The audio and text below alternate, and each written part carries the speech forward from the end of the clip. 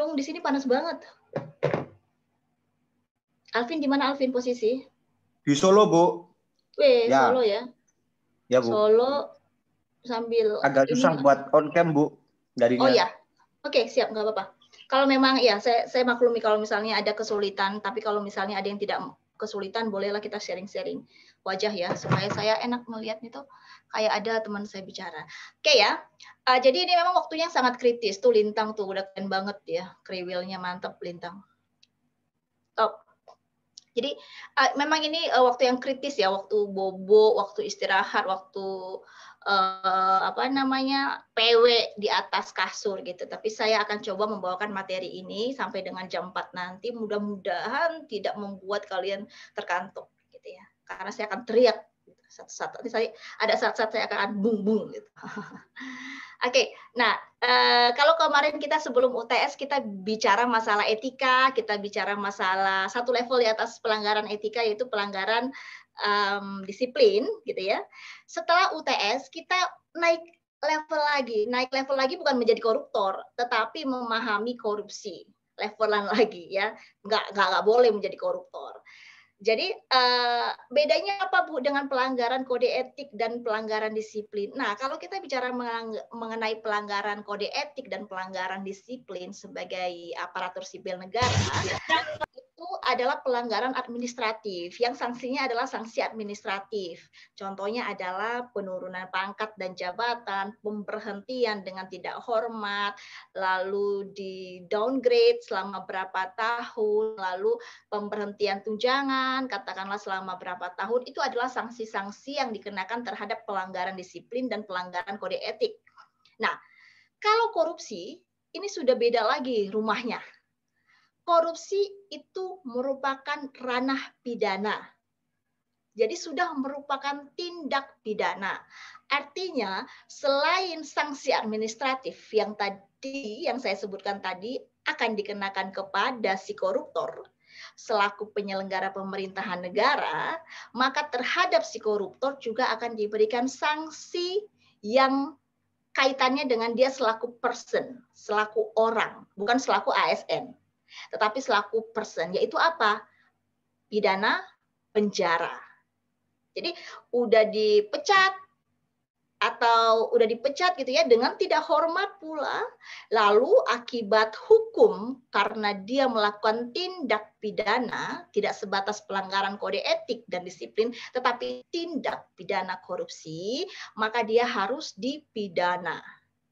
Bukan hanya dipidana tetapi bukan hanya dipidana penjara tetapi bisa dilakukan penyitaan terhadap aset-aset yang merupakan hasil kejahatan. Nah, bisa juga pemiskinan. Jadi artinya sudah disita, jadi miskin, nggak punya kerjaan, tinggalnya di penjara. Nah, itu yang sekarang kita bahas, korupsi.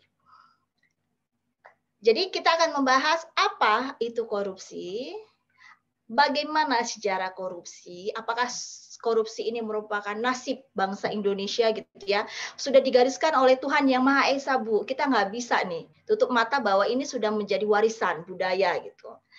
Lalu apa yang menjadi dampak masif dari korupsi itu sendiri? Kenapa sih kita harus bicara masalah korupsi? Kenapa korupsi ini ditekankan mulai dari anak kecil? Jadi pendidikan mengenai anti korupsi ini bukan semata-mata dimulai pada saat bangku perkuliahan, tetapi dimulai sejak pendidikan anak usia ini. KPK itu sudah masuk sekarang ke PAUD-PAUD. Lucu ya, kalau KPK masuk ke PAUD, tentunya mereka nggak bakal pakai seragam KPK. Tentunya mereka tidak akan menyampaikan materi dilarang melakukan penyalahgunaan kekuasaan, tidak boleh ya adik-adik gitu, tidak boleh melakukan korupsi, tidak boleh dalam tender melakukan kong kali kong persekongkolan. Tentunya bahasanya tidak seperti itu kalau di PAUD. Jadi KPK sudah mulai masuk ke PAUD dengan bahasa-bahasa anak-anak. Contohnya nggak boleh mencuri loh gitu, tidak boleh mengambil barang milik teman. Kalau misalnya menemukan sesuatu yang bukan merupakan barang kita, maka lapor kepada ibu guru. Hal-hal ataupun nilai-nilai prinsipil yang perlu ditanamkan bagi generasi-generasi muda supaya kelak tidak menjadi bibit dari korupsi. Nah, itu yang ditanamkan sekarang ke level pendidikan pendidikan anak usia dini. Karena apa? Karena dampak masif korupsi ini luar biasa. Jadi memang harus kita kawal mulai dari kecil anak. Nah, yang keempat adalah, Bu, kita kalau ngomongin masalah korupsi, terus saya bisa apa gitu? Saya kan bukan pejabat, saya bukan anggota DPR, saya bukan penguasa gitu. Menguasai hati saja saya nggak bisa, apalagi menguasai orang banyak, kira-kira seperti itu. Nah, tapi jangan kecil hati bahwa mahasiswa juga mempunyai peranan yang besar dalam pemberantasan korupsi. Dalam kegiatan apa, Bu? Contohnya nanti kita akan ulas di pembahasan topik yang terakhir. Kita mulai satu persatu. Korupsi. Kalau bicara mengenai korupsi, apa sih yang tercetus di pikiran kita? Silahkan ya kalau misalnya mau ini langsung open mic aja. Kalau kita bicara korupsi, kalau saya tanya korupsi, lalu yang terbayang di dalam benak kita apa? Apakah wajahnya koruptor atau apa? Monggo. Pejabat, Bu. Pejabat, lalu kerugian. KPK, Edi Prabowo. Edi Prabowo. Gayus ya, Edi Prabowo adalah kasus terkini ya, Menteri Kelautan dan Perikanan kita yang ditangkap karena kasus korupsi. Itu korupsinya di level kebijakan. Artinya korupsi sekarang itu bukan mencuri dalam bentuk markup, itu solasir lah ya. Itu adalah modus zaman dahulu. Dan itu bisa dilakukan oleh siapapun. Sementara korupsi ini kan merupakan white collar crime. Ada yang paham ya white collar crime? Jadi kalau kejahatan itu ada dua, ada blue collar crime. Collar itu adalah kerah yang kayak seperti saya pakai. Ada blue collar crime dan ada white collar crime.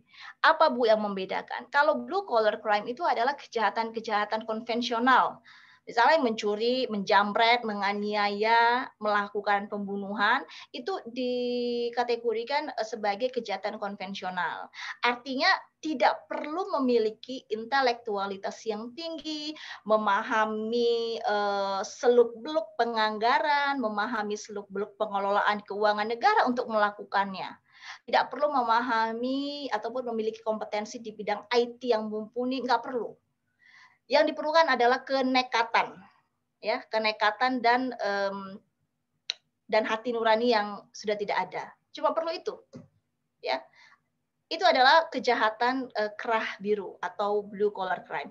Sementara korupsi, tindak pidana pencucian uang, tindak pidana terorisme, tindak pidana perbankan ini dikategorikan sebagai white collar crime atau kejahatan kerah putih yang dilakukan oleh orang-orang dengan kedudukan tinggi. Kenapa korupsi kedudukannya tinggi? Karena kalau dia bukan merupakan pejabat negara, penyelenggara pemerintahan negara, mustahil dia bisa melakukan korupsi. Kalau bukan karena jabatannya, karena kewenangannya, karena kekuasaannya, mustahil dia melakukan korupsi. Jadi white collar crime adalah kejahatan-kejahatan yang dilakukan oleh orang-orang intelektualitas tinggi dengan modus yang tidak biasa. Pencucian uang, modusnya nggak biasa.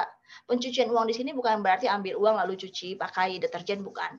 Tapi bagaimana mengubah bentuk dari uang hasil kejahatan itu kepada bentuk yang baru yang kasat mata oleh masyarakat awam itu fine-fine saja dianggap legal. Sementara kalau ditelusuri dari transaksi keuangannya, sebenarnya ini bersumber dari hasil kejahatan yang dilakukan. Inilah penelusuran yang dilakukan oleh Pusat Pelaporan dan Analisa Transaksi Keuangan ataupun PPATK.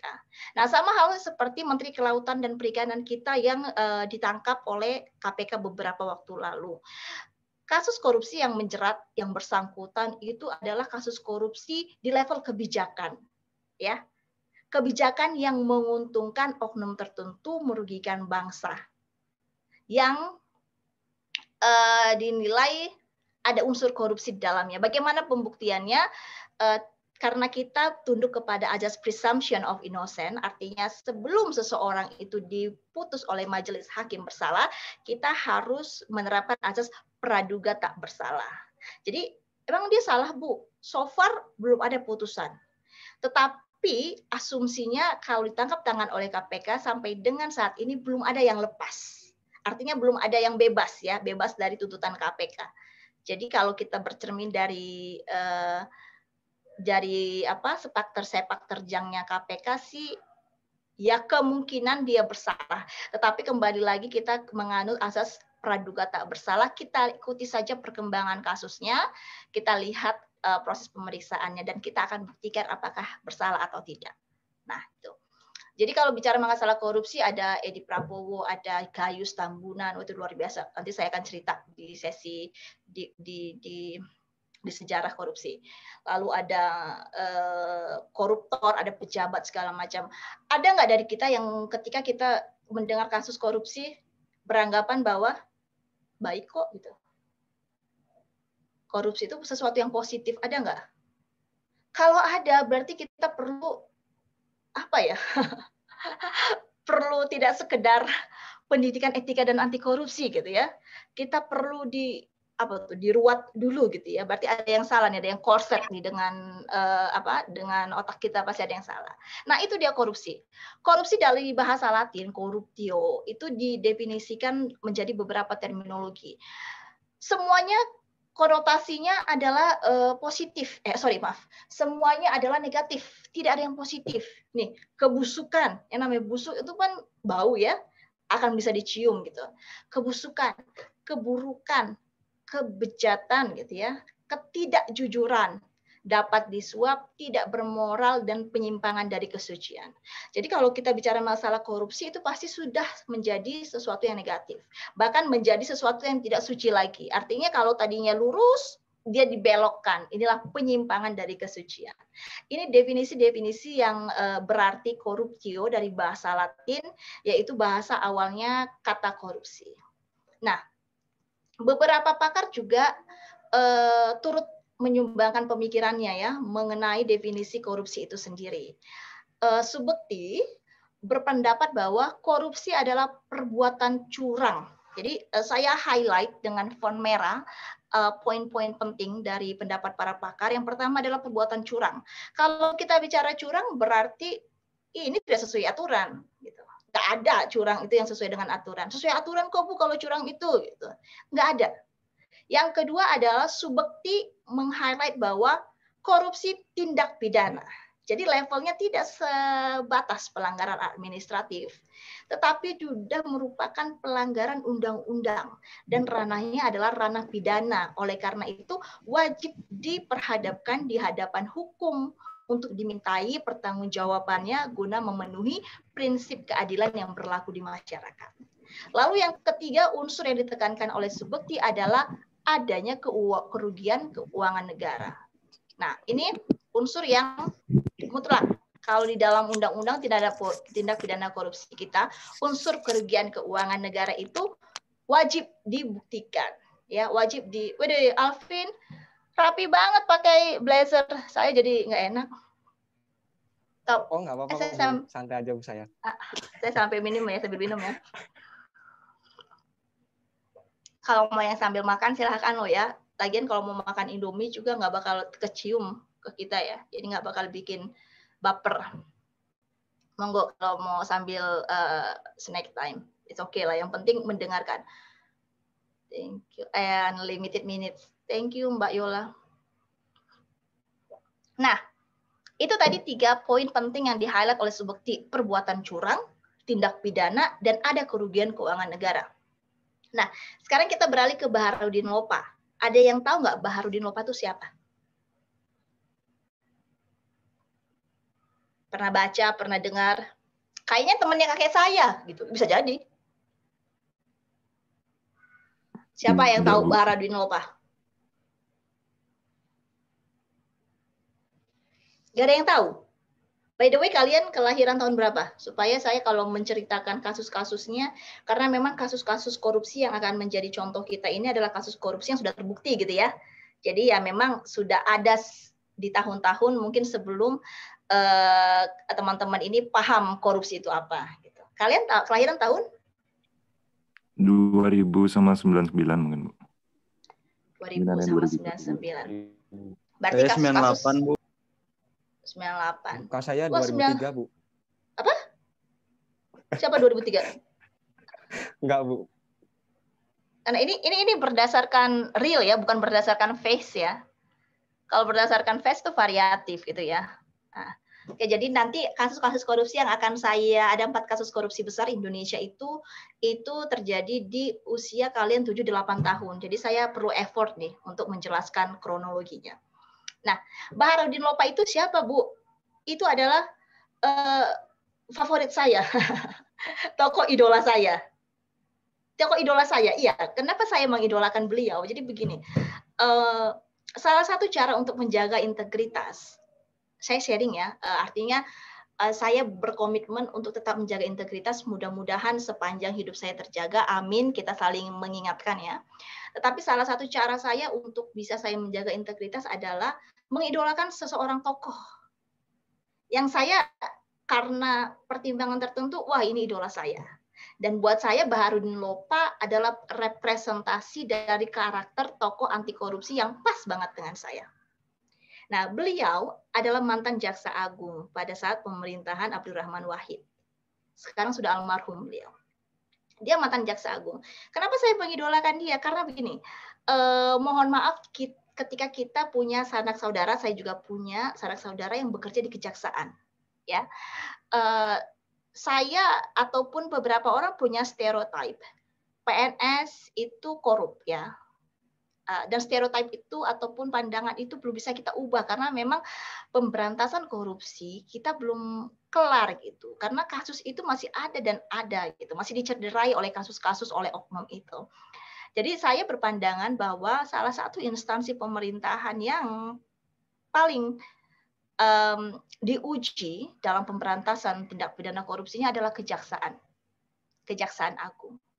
Nah, pada saat Baharudin Lopa menjadi Jaksa Agung, dengan segala terobosannya yang luar biasa, dan dia menyeret orang-orang besar, petinggi-petinggi besar yang mempunyai kekuatan ekonomi dan politik yang luar biasa di tanah air, ya, itu buat saya, wow, ada ya ternyata ya, ada ya ternyata itu putra bangsa yang berani seperti ini. Tidak lama loh jabatan beliau itu menjadi Jaksa Agung, hanya hitungan bulan. Kenapa? Karena beliau meninggal. Jadi pada saat beliau menunaikan ibadah haji, beliau diberitakan meninggal karena alasan kesehatan. Nah, informasi terkait dengan penyebab meninggalnya beliau pun masih simpang siur karena beberapa artikel yang menyajikan pandangan dari pihak keluarga tidak ada isu kesehatan sebelum berangkat gitu. Tetapi malah timbul banyak dugaan-dugaan prasangka bahwa kematian beliau adalah sesuatu yang di-set oleh lawan politiknya beliau. Dan yang paling menyentuh saya pada saat kematian beliau belum tersiar kepada publik, perihal itu pertama kali disampaikan oleh keluarga di sana, oleh kedutaan di sana, kepada Presiden Republik Indonesia pada saat itu Gus Dur. Dan karena mendengar peristiwa itu Gus Dur mengurung diri selama sehari penuh. Dia merasa bahwa dia telah kehilangan sahabat terbaiknya yang dia percayai amanah sampai akhir hidupnya menjaga integritas. Nah, kisah-kisah beliau ini yang membuat saya menjadikan beliau adalah tokoh idola saya dalam pemberantasan tindak pidana korupsi, Baharudin Lopa. Jadi coba nanti searching, saya punya bukunya saya baca tentang perjalanan beliau, orang yang sangat secara akademisi dia luar biasa cerdas ya, secara keberanian dia punya keberanian. Jadi jujur saja ternyata tidak cukup pemberantasan korupsi, tidak cukup, tetapi perlu lebih dari jujur, ada keberanian. Nah, Baharudin Lopa menyampaikan bahwa korupsi itu menyangkut penyuapan. Jadi dia mengatakan bahwa korupsi itu menyangkut penyuapan karena memang praktek penyuapan ini yang paling banyak terjadi di instansi-instansi pemerintah. Sebagai penyelenggara negara itu kasus suap yang paling banyak. Lalu berhubungan dengan manipulasi di bidang ekonomi. Artinya dimanipulasi. Ya, dimanipulasi, dibuat seakan-akan itu tidak terlihat di bidang ekonomi, padahal itu mengakibatkan kerugian keuangan negara dan menyangkut bidang kepentingan umum. Nah, ini inline dengan penyuapan, bidang ekonomi dan kepentingan umum. Karena kasus suap menyuap, kasus korupsi itu memang ranahnya ada di penyelenggara pemerintah negara yang esensinya tugasnya adalah menyelenggarakan kepentingan umum selaku abdi negara. Nah, itu dua definisi yang disampaikan oleh dua pakar yang kurang lebih bisa menggambarkan arti dari korupsi itu sendiri.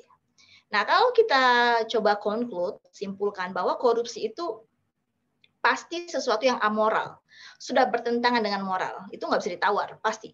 Yang kedua, sifatnya busuk, gitu ya. Yang ketiga, pasti terkait dengan jabatan dan instansi. Tidak mungkin seseorang bisa melakukan korupsi kalau dia tidak menduduki jabatan tertentu. Jabatan itu tidak harus tinggi ya, bukan harus menjadi kepala daerah untuk bisa melakukan korupsi. Menjadi staf di level terendah di pemerintahan pun kita bisa melakukan korupsi karena menduduki jabatan selaku staf. Pengelolaan keuangan negara, aksesnya ada di kita. Yang keempat adalah adanya penyelewengan kekuasaan. Karena sedari awal abdi negara itu tidak didesain untuk melakukan korupsi, tetapi diberikan kekuasaan untuk mengelola keuangan negara yang karena tergoda, karena sifat ketamakan dan sifat-sifat buruk lainnya, abdi negara pun menyelewengkan kekuasaannya tadi, sehingga terjadilah kasus korupsi. Yang kelima adalah menyangkut faktor ekonomi dan politik. Jadi korupsi itu tidak hanya bermain di ranah ekonomi saja, tetapi sudah menjadi ranah politik. Bahkan politik itu cenderung menjadi kendaraan para koruptor untuk melegalkan, memuluskan, atau menjadikan kasus korupsi yang dilakukannya itu terkesan merupakan kebijakan ataupun memperlancar kasus korupsinya. Jadi itu korupsi secara general. Nah, lalu bagaimana korupsi dalam sudut pandang Undang-Undang Tindak Pidana Korupsi? Nah, dalam sudut pandang Undang-Undang Tindak Pidana Korupsi, tindak pidana korupsi ya, Undang-Undang Tipikor kita, bentuk korupsi itu dikategorikan menjadi 7 bentuk. 7 bentuk. Pasalnya banyak, tetapi dicoba diklasifikasikan ada 7 bentuk sebenarnya kasus korupsi. Yang pertama adalah kerugian keuangan negara. Jadi setiap perbuatan yang mengakibatkan kerugian keuangan negara itu adalah korupsi. Ya. Yang kedua adalah penyuapan. Menyuap ini, kalau penyuapan adalah kasus di mana seseorang yang non penyelenggara pemerintah negara memberikan sesuatu kepada penyelenggara pemerintah negara dengan maksud agar penyelenggara pemerintah negara tadi melakukan sesuatu yang seturut dengan kehendaknya si pemberi, menyuap. Jadi kalau menyuap itu triggernya dari non aparatur sipil negara. Beda dengan nanti yang bentuk ke-6, pemerasan. Lalu penggelapan dalam jabatan. Penggelapan dalam jabatan itu adalah perbuatan yang dilakukan yang merugikan keuangan negara yang hanya karena jabatan secara spesifiknya tadi dia bisa melakukannya. Sementara aparatur sipil negara lainnya tidak bisa karena tidak menduduki jabatan yang spesifik. Ini biasanya dilakukan oleh mereka yang memiliki jabatan berkaitan dengan pengelolaan barang milik negara, contohnya. Jadi barang milik negara, aset-aset negara ini banyak sekali loh ya. Tanah mulai dari ribuan hektar sampai ratusan meter. Dan surat-suratnya semuanya kan disimpan ya. Jadi bisa saja terjadi penyenggelapan dalam jabatan di mana seseorang oknum membaliknamakan aset milik negara yang berada dalam penguasaannya, sertifikat ya. Tanahnya tentu tidak berada dalam penguasaannya, tapi sertifikat atas tanah tersebut menjadi milik pribadi dan ini luput dari pengawasan. Nah, hal-hal ini seperti contohnya. Lalu keempat, benturan kepentingan dalam pengadaan. Nah, ini berdasarkan data merupakan kasus korupsi, bentuk kasus korupsi yang paling dominan di Indonesia. Jadi pemerintah dalam melakukan pembangunan tentu tidak bekerja sendiri. Ya, pemerintah mengumpulkan APBN untuk pembangunan, ya, tetapi ketika itu wujud implementasinya, pelaksanaannya, katakanlah pembangunan jalan tol, pembangunan jembatan, itu tidak dilaksanakan oleh pemerintah sendiri, tetapi bekerja sama dengan pihak ketiga, pihak swasta, melalui proses tender contohnya. Ada penunjukan langsung jika di bawah 200 juta. Tapi tender, kita bicara masalah tender di sini karena benturan kepentingan itu banyaknya di tender. Tender ini artinya, ada yang paham tender sebelumnya? Mungkin bisa sepemahaman kalian, apa yang kalian pahami masalah tender? Kayak apa sih gambaran tender? Kayak lelang nggak sih, Bu? Oh ya, kayak lelang. Kayak apa?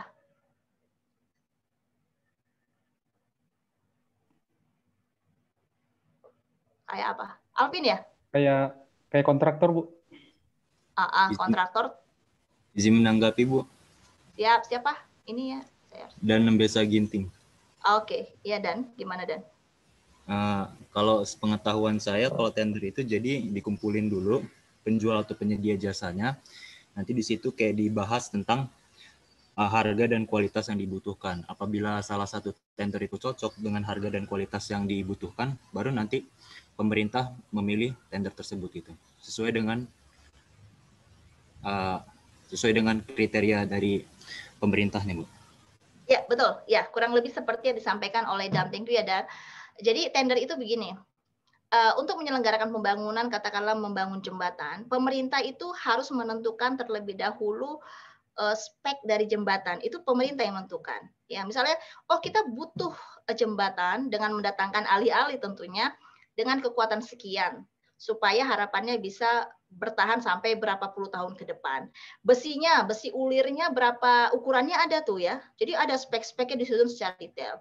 Nah, ketika sudah disusun oleh panitia pengadaan, maka itu semacam beauty contest disampaikan kepada masyarakat luas. Lalu terbuka untuk publik, perusahaan-perusahaan yang berminat atau berkompeten untuk melakukan pekerjaan yang diset oleh pemerintah tadi memberikan penawaran beauty contest. Jadi nanti pemerintah akan melihat siapa nih yang paling tepat untuk mendapatkan pekerjaan ini. Nah, beauty contest-nya dari segi kompetensi, dari segi kualitas, dari segi jaminan segala macam. Nah, yang paling banyak terjadi kasus korupsi adalah banyak sekali penawar-penawar atau kontraktor yang melakukan penawaran ini adalah sebenarnya afiliasi dari oknum pejabat pengadaan.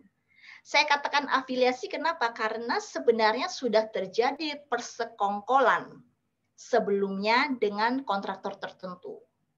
Bahkan parahnya, ini merupakan kejadian dan pola yang sering saya temukan karena kebetulan tahun 2006 sampai dengan 2009 saya bekerja selaku investigator di Komisi Pengawas Persaingan Usaha yang notabene adalah 90% pada saat itu kasus-kasusnya adalah kasus persekongkolan dalam tender. Jadi setelah kita lihat dari sisi persaingan usaha yang tidak sehat, maka kita alihkan ke KPK untuk mereka bisa telusuri lebih jauh lagi dari unsur korupsinya. Karena kalau di KPPU kita tidak menyentuh ranah korupsi, tapi dari persaingan sisi usaha tidak sehat antara kontraktor satu dengan kontraktor lain. Nah, yang saya temukan, biasanya kontraktor itu kayak punya paket-paket gitu deh. Kayak misalnya satu set kontraktor 5 ini maju, sebenarnya pemiliknya satu. Pemiliknya cuma satu. Jadi mereka masuk kasih penawaran, seakan-akan kan banyak ya, lebih dari satu, sudah memenuhi unsur untuk dilaksanakan tender. Sebenarnya pemiliknya satu, dan pemiliknya ini terafiliasi dengan salah satu panitia pengadaan. Nah, lebih parahnya lagi kalau di daerah zaman dulu, tahun 2006 itu saya periksa di Kalimantan sana, itu pada saat, karena sekarang belum e-procurement ya, belum melalui elektronik. Kalau sekarang kan sudah e-procurement, sekarang dokumen-dokumen penawaran disampaikan secara elektronik. Tetapi kalau dulu itu disampaikan manual, itu dibawa tuh map-map yang zaman dahulu tuh yang warna-warna hijau itu dibawa ke ruang penawaran. Nah, kalau dulu pada saat masih manual itu bahkan ada aksi premanisme. Jadi untuk penawar-penawar yang tidak merupakan afiliasi itu dihadang jauh sebelum masuk ke daerah penawaran. Dan itu menjadi rahasia umum. Gitu dihadang. Supaya apa? Supaya yang bisa masuk ke ruang penawaran itu hanyalah kontraktor-kontraktor ataupun penyedia yang memang terafiliasi. Jadi salah satu di antara mereka menang pun sama aja, toh pemiliknya satu, gitu. Yang lebih lucunya pada saat kami dulu melakukan pemeriksaan dokumen penawaran, sehingga kami mengetahui bahwa sebenarnya ini persaingan semu, gitu ya. Dokumen penawaran mereka itu copy paste kesalahan typo paling minor sama, ya. Dia hanya diubah itu adalah nama perusahaannya. Sementara typo error yang sangat minor itu sama. Di lembar sekian pasti typo nih. Kalau perusahaan A typo di lembar 2, kita cek perusahaan lain yang bersaing, typonya sama di lembar kedua. Padahal tidak ada format baku untuk dokumen penawaran. Nah, hal seperti itu. Nah, benturan kepentingan dalam pengadaan itu paling banyak kasus korupsinya di Indonesia. Nah, lalu perbuatan curang. Perbuatan curang adalah kasus korupsi yang dilakukan tidak sesuai dengan ketentuan yang seharusnya, curang. Ya. Lalu ada pemerasan. Nah, beda dengan penyuapan, pemerasan ini triggernya dari si aparatur penyelenggara negara tadi. Si aparatur karena kekuasaannya melakukan pemerasan terhadap terhadap pihak-pihak yang pengawasannya di bawah kekuasaan dia. Contohnya ya, kamu kalau nggak kasih duit pelicin, urusan perizinan nggak bisa licin nih, lama nih izinnya. Nah, itu pemerasan. Mau tidak mau, pihak non aparatur sipil negara harus memberikan sesuatu. Tetapi sebenarnya triggernya bukan di non aparatur sipil negara itu, tetapi triggernya adalah di aparatur sipil negara. Itu bedanya pemerasan dan penyuapan. Nah, gratifikasi. Gratifikasi ini beda tipis dengan penyuapan, dan ini kita harus hati-hati.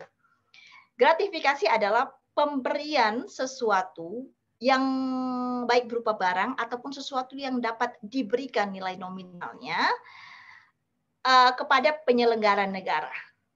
Bu, gratifikasi itu emang selalu negatif? Tidak sebenarnya.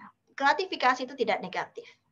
Ya, kenapa? Karena begini, budaya kita tidak bisa tutup mata dengan adanya budaya yang sudah berlaku sejak nenek moyang kita di Indonesia. Budaya memberi antara orang itu kan ranahnya ranah privat, ya. Jadi kita harus membedakan bahwa ranah privat dan ranah publik tindak pidana korupsi tadi. Saya kasih contoh.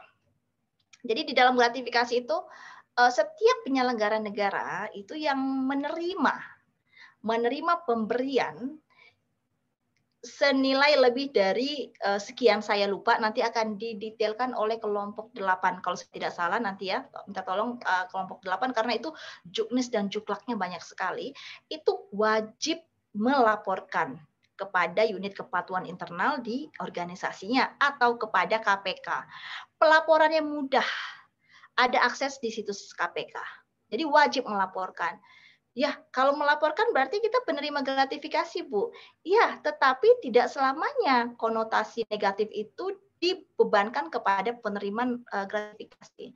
Ketika kita melaporkan, maka menjadi ranah dari penegak hukum untuk melakukan assessment apakah barang tadi merupakan atau termasuk dalam unsur penyuapan atau tidak, yang artinya gini, yang artinya ketika barang itu diberikan kepada kita, maka kita akan punya kecenderungan untuk balas budi. Inilah kenapa sering disebut bahwa gratifikasi itu sebenarnya adalah penyuapan yang tertunda, gitu, balas budi. Nah, ketika penegak hukum itu mengakses lalu menyatakan bahwa oh ini fine, maka barang gratifikasi tadi akan disampaikan kembali kepada si penerima. That's fine, nggak masalah. Tetapi ketika tidak, maka akan disita oleh negara. Lalu gimana Bu kalau kita terima tapi kita tidak melaporkan? Wah, itu yang bahaya. Ketika kita menerima dan tidak melaporkan, maka ada menjadi auto penyuapan. Dalam jangka waktu tertentu akan menjadi auto penyuapan. Maka akan diperiksa oleh penegak hukum. Itu yang disebut dengan gratifikasi. Saya kasih contoh, misalnya nih ya, pejabat A menikahkan putrinya, atau dia nikah deh, gitu ya, nikah untuk yang ketiga kalinya, paling ekstrim gitu. Nah, dia kan pejabat tuh ya. Biasanya kan banyak tuh kolega-koleganya, kolega bisnis. Katakanlah pejabat ini di salah satu instansi yang bertugas untuk memberikan perizinan tambang. Ya. Kan dia tidak mungkin tidak mengundang perusahaan-perusahaan tambang, ya. Dari sisi budaya, humanisme kita, ya namanya hajatan. Dia nikah, nggak mungkin tidak mengundang, ya kan? Oke, dia undang. Tetapi saya tidak berharap kok mendapatkan hadiah gitu. Memang dia tidak berharap. Tetapi ada perusahaan yang memberikan hadiah berupa katakanlah mobil, gitu ya, mobil atau tiket berbulan madu ke Eropa, fasilitas akomodasi dan segala macam. Nah, itu harus dilaporkan oleh si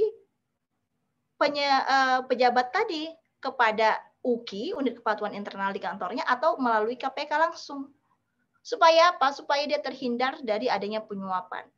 Walaupun si pejabat tadi menyatakan bahwa saya terima kok mobilnya, tapi saya nggak pernah meng-approve perizinan dari dia.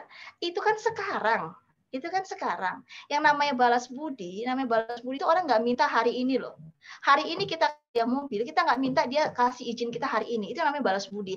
Tapi entar kalau misalnya gue perlu, kan gitu ya. Tapi entar kalau gue perlu, bolehlah gitu. Itu praktek balas budi. Nah, itu yang dipotret oleh penegakan hukum di Indonesia, bahwa memang ada sedikit perbedaan antara gratifikasi dan penyuapan, dan itu kenapa gratifikasi ini tetap dicantumkan sebagai salah satu bentuk korupsi dalam Undang-Undang Tipikor. Karena kalau tidak, maka akan loss semuanya. Maka akan banyak sebenarnya semi-semi korupsi yang terjadi di masyarakat. Yang namanya bentuknya adalah gratifikasi. Nah, itu bentuk korupsi. Pertanyaannya, korupsi membudayakah? Jawabannya ya. Korupsi menjadi budaya yang paling menyedihkan sekarang di Indonesia.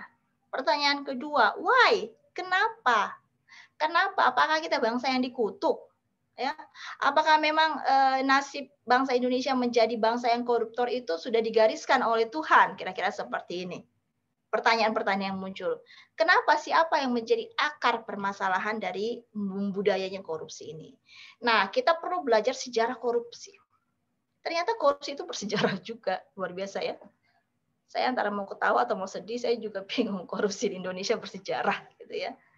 Nah, korupsi di Indonesia berdasarkan literatur pun bahkan ya literatur itu sudah mengkelompokkan korupsi di Indonesia itu menjadi 4 fase. Bayangkan, kalau literatur sudah mengelompokkan korupsi menjadi 4 fase, artinya kan ini sesuatu yang sudah didasarkan pada data-data yang di lapangan, realisasi yang terjadi di kehidupan bangsa Indonesia sehari-hari.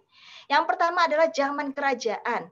Waduh, pada zaman dahulu mungkin Majapahit, kerajaan apa lagi? Zaman dulu saya ingatnya Majapahit doang, sejarah saya jelek banget memang.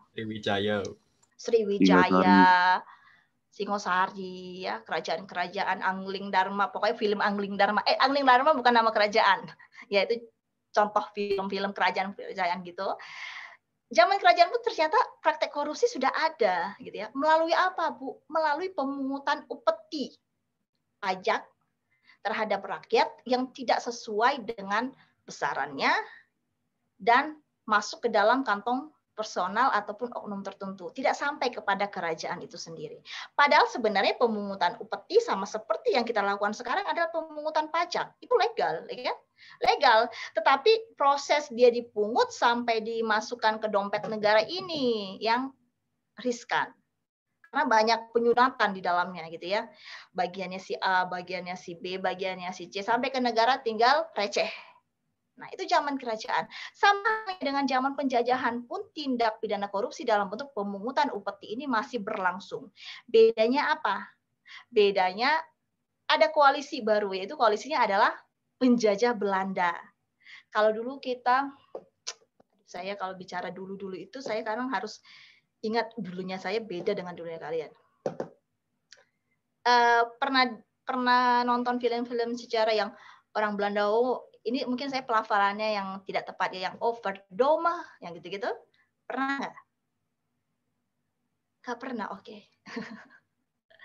Jadi waktu zaman saya dulu itu kita disuguhkan gitu ya film-film sejarah penjajah, bagaimana penjajah itu menjadi yang paling berkuasa di Indonesia, sementara antek-anteknya orang kita Indonesia itu dijadikan Demang atau Demang ya, pimpinan daerah Demang. Nah, dijadikan Demang dan diperalat oleh penjajah untuk mengambil upeti dulu tidak hanya uang kan ya, hasil panen, hasil tani segala macam itu diambil oleh penjajah, diberikan kepada penjajah. Praktek korupsi itu sendiri. Jadi di situ sudah muncul bahwa tidak hanya penjajah melawan Indonesia, tetapi bangsa kita pun sudah melawan bangsa. Dan ini yang saya ingat dari apa yang dikatakan oleh Bung Karno, karena Bung Karno melihat zaman penjajahan ini dan dia memprediksi bahwa kedepannya akan seperti ini, yaitu di pasca kemerdekaan. Kalau ingat kalimat Bung Karno, dia selalu mengatakan bahwa perjuangan kemerdekaan yang kami lakukan itu jauh lebih mudah daripada apa yang akan kalian lakukan. Karena kami sekarang berjuang melawan penjajah, sementara kalian akan berjuang dengan bangsa sendiri. Dan ya, kayak zong gitu ya, dan itu yang terjadi di pasca kemerdekaan. Pasca kemerdekaan kita merdeka secara independensi kenegaraan. Tetapi apakah kita merdeka dari perbuatan korupsi? Ternyata tidak. Sama seperti yang disampaikan Bung Karno. Ini ibarat jeruk makan jeruk nih kalau di iklannya Nutrisari nih. Nggak ada sponsor ya, nggak ada endorse gitu. Jeruk makan jeruk. Ini artinya bangsa Indonesia makan bangsa Indonesia. Di pasca kemerdekaan, ada dua orde di pasca kemerdekaan yang kita kenal, itu Orde Lama dan Orde Baru. Kita bicara Orde Lama. Pada saat Orde Lama, itu kasus korupsi disinyalir terjadi. Kenapa disinyalir? Karena pada saat itu pemberantasan tindak pidana korupsi tidak pernah berhasil. Ya, karena belum banyak yang memerhatikan, belum banyak aktivis, belum banyak yang care dengan tindak pidana korupsi. Ya, jadi pada saat Orde Lama itu disinyalir tindak pidana korupsi terbesar dilakukan pada saat nasionalisasi perusahaan asing. Kan ketika kita merdeka tuh perusahaan-perusahaan Belanda ada tuh di Indonesia. Nah, kita nasionalisasi ke menjadi perusahaan Indonesia. Nah, tindak pidana korupsinya banyak di sini. Bahkan ada salah satu media lokal, surat kabar harian ya, surat kabar media lokal yang mencoba memblow up isu ini namun dibredel oleh oknum penguasa pada saat itu. Sehingga tidak pernah sampai informasinya. Kalau zaman dulu kan hanya surat kabar, itu pun hanya segelintir masyarakat Indonesia yang bisa baca, ya. Jadi informasi-informasi segitu hanya selesai di level kaum muda-mudi intelektual Indonesia pada saat itu. Hanya segelintir.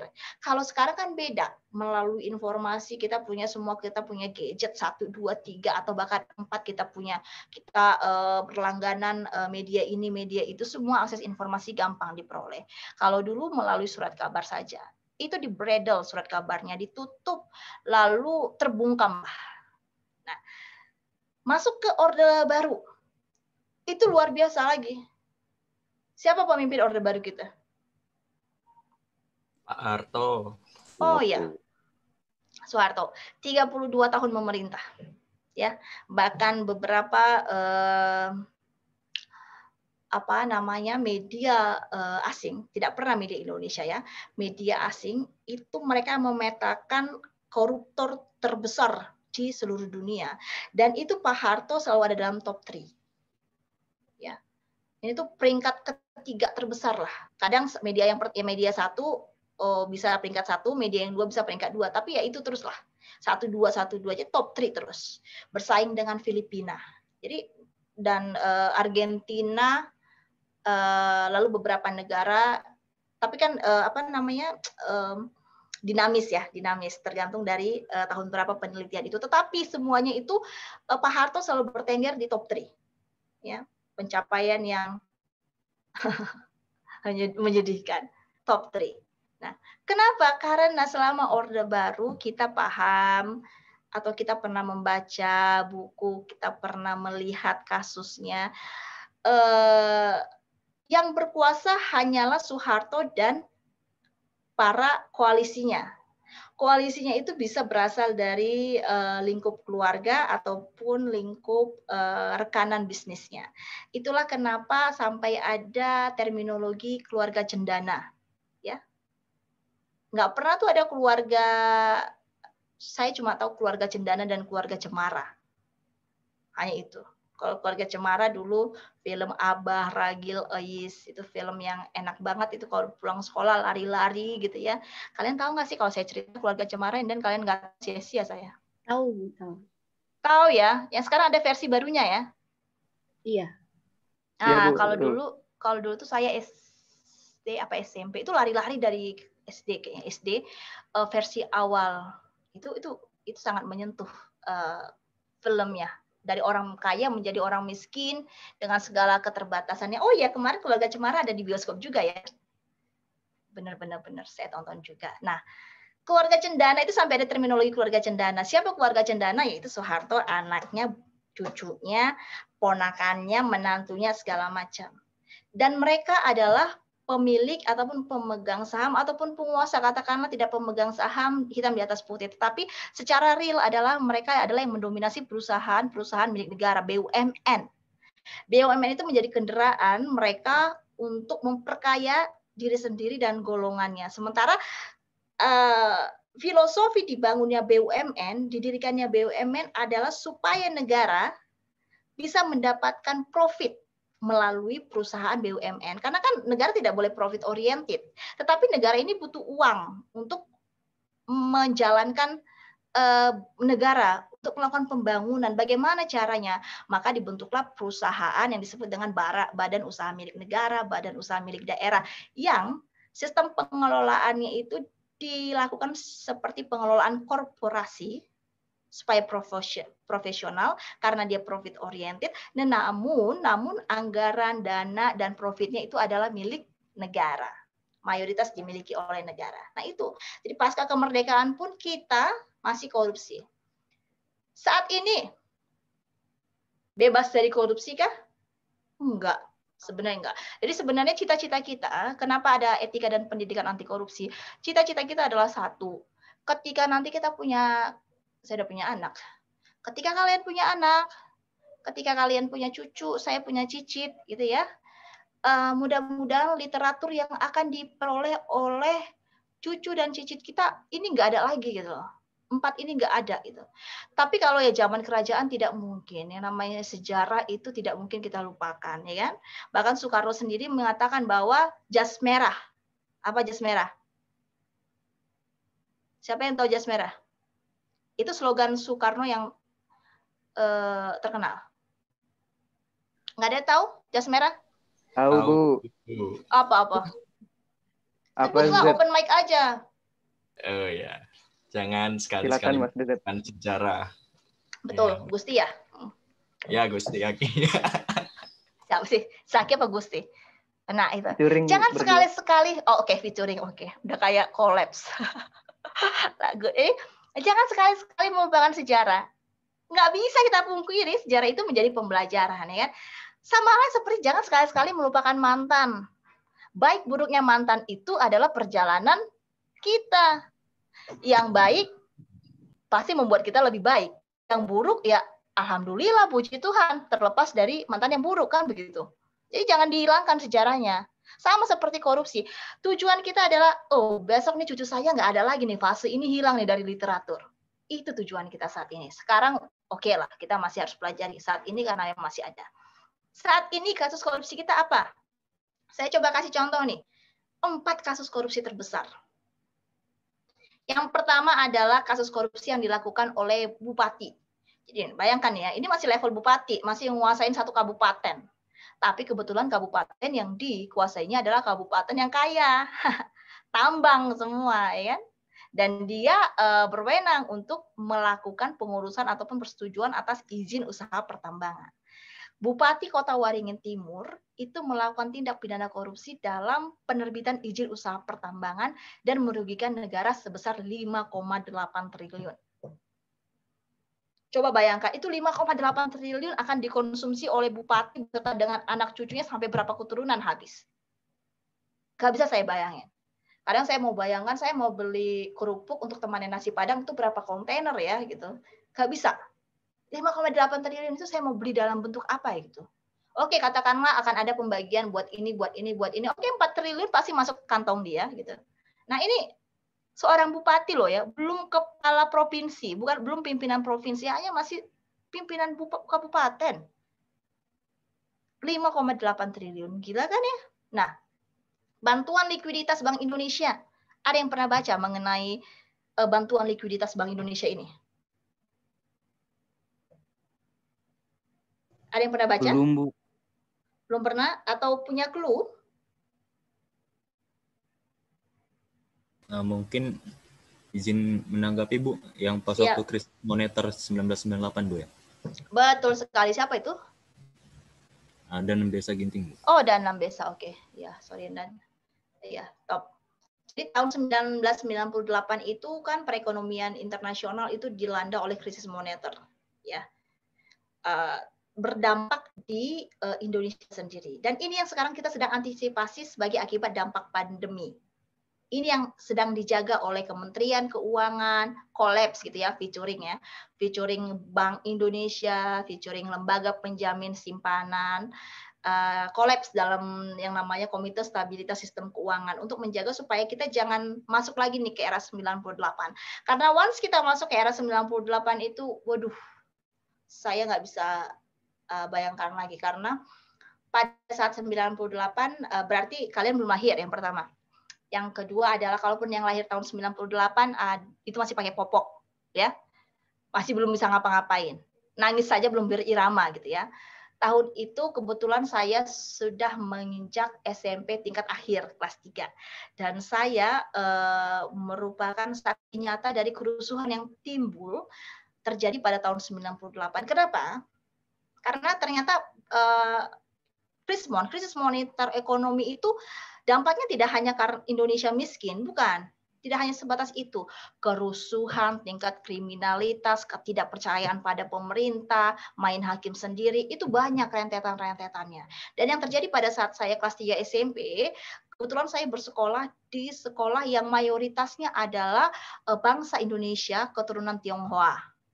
Ya, warga negara Indonesia keturunan Tionghoa.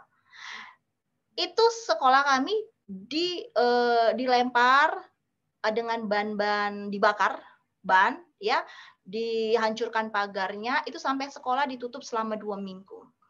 Dan sebagian besar teman-teman saya, pada saat itu kita kelas 3 SMP, teman-teman saya itu pindah menjadi dan sekarang banyak menjadi warga negara Australia, banyak menjadi warga negara Singapura, pindah bersama keluarganya menjadi warga negara asing.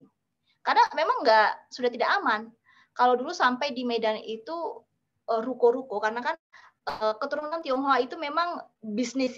Jadi rumah mereka, tempat kediaman mereka itu lebih berbentuk ruko, rumah toko dibandingkan dengan kediaman yang non Tionghoa begitu. Jadi sampai ruko itu sampai ditulisin ini milik pribumi, bayangkan. Bahkan kita jadi gara-gara krisis moneter itu kita kembali lagi ke zaman yang purbakala banget, di mana ada pembedaan antara pribumi dengan tidak, padahal sudah tidak ada lagi. Dengan kemerdekaan kita nggak ada yang namanya pribumi dengan non pribumi, semuanya adalah warga negara Indonesia. Keturunan apa kan gitu ya. Nah, sampai seperti itu. Banyak sekali krisis yang terjadi. Nah, pada saat itu untuk menyelamatkan bangsa Indonesia dari krisis moneter yang berakibat pada kerusuhan dan segala macam, Bank Indonesia mengambil kebijakan untuk mengeluarkan bantuan likuiditas. Yang namanya likuiditas adalah menyuntik bank-bank tertentu supaya jangan kolaps, supaya jangan mati ini bank. Kenapa? Karena kalau bank mati, bank itu kan menghimpun dana dari masyarakat kan. Berarti banyak sekali dana masyarakat Indonesia yang tidak terselamatkan. Artinya negara harus keluarkan uang. Dari mana? Ngutang atau apalah, ya. Dikeluarkan, disuntik. Dalam proses penyelamatan inilah para koruptor alias kampretos kalau saya bilang gitu ya, karena sudah luar biasa banget. Masa mengambil kesempatan di dalam, maaf ya, saya agak sedikit ini. Oke, aman lah ya. Jadi masa di dalam kesulitan gitu ya masih mengambil keuntungan. Jadi para koruptor ini mengambil keuntungan di situ. Kan kalau di dalam ranah hukum ada yang disebut dengan pemberatan. Pemberatan itu adalah penambahan sanksi ataupun pidana terhadap seseorang di mana tindak pidana yang dilakukannya itu dilakukan pada saat yang seharusnya tidak dilakukan gitu. Contohnya ada kebakaran, bukannya nyelamatin orang kebakarannya malah dia melakukan pencurian.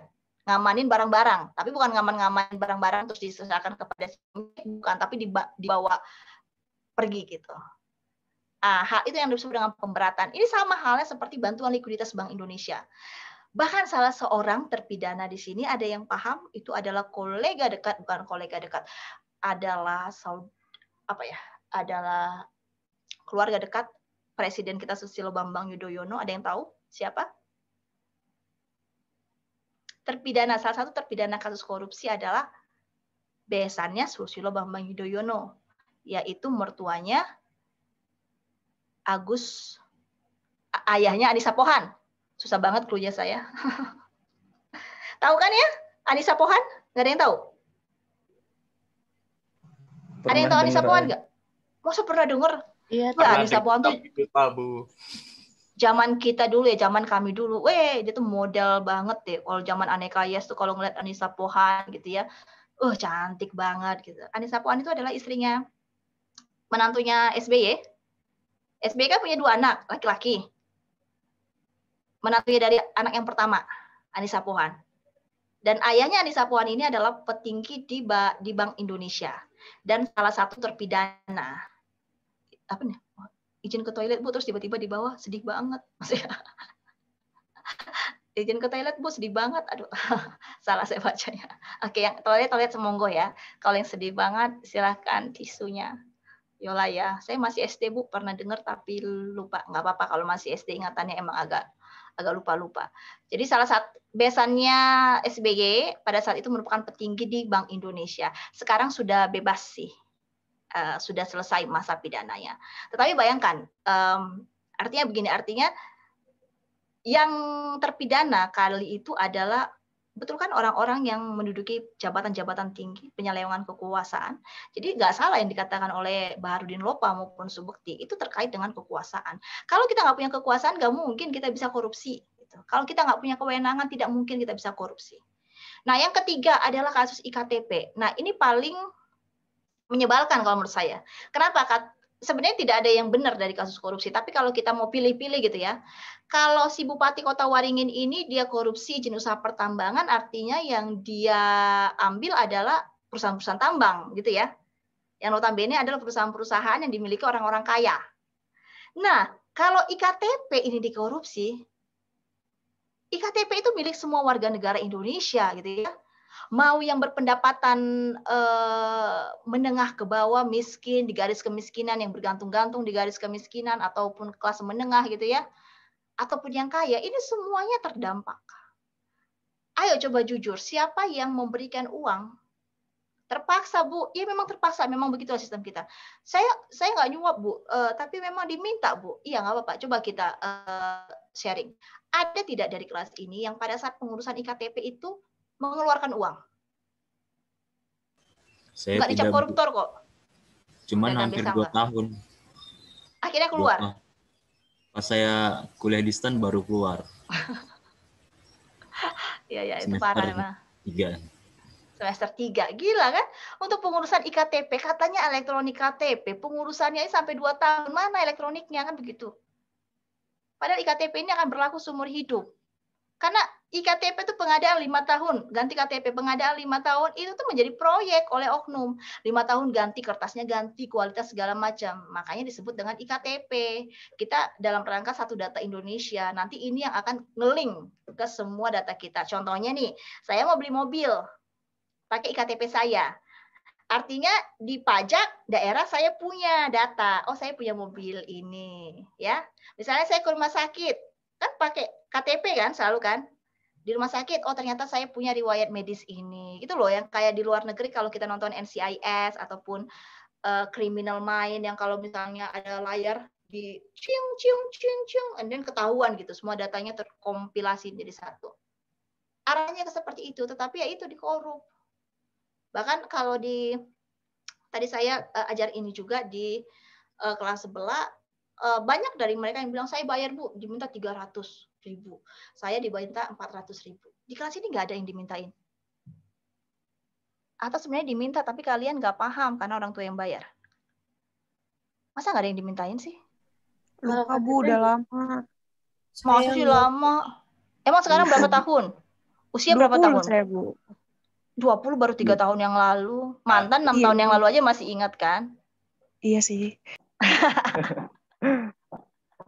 Nah itu ada, oke lah katakanlah mungkin ya memang tidak ada di kelas ini yang harus mengeluarkan uang untuk pengurusan iktp, tetapi ada, pada kenyataannya itu ada.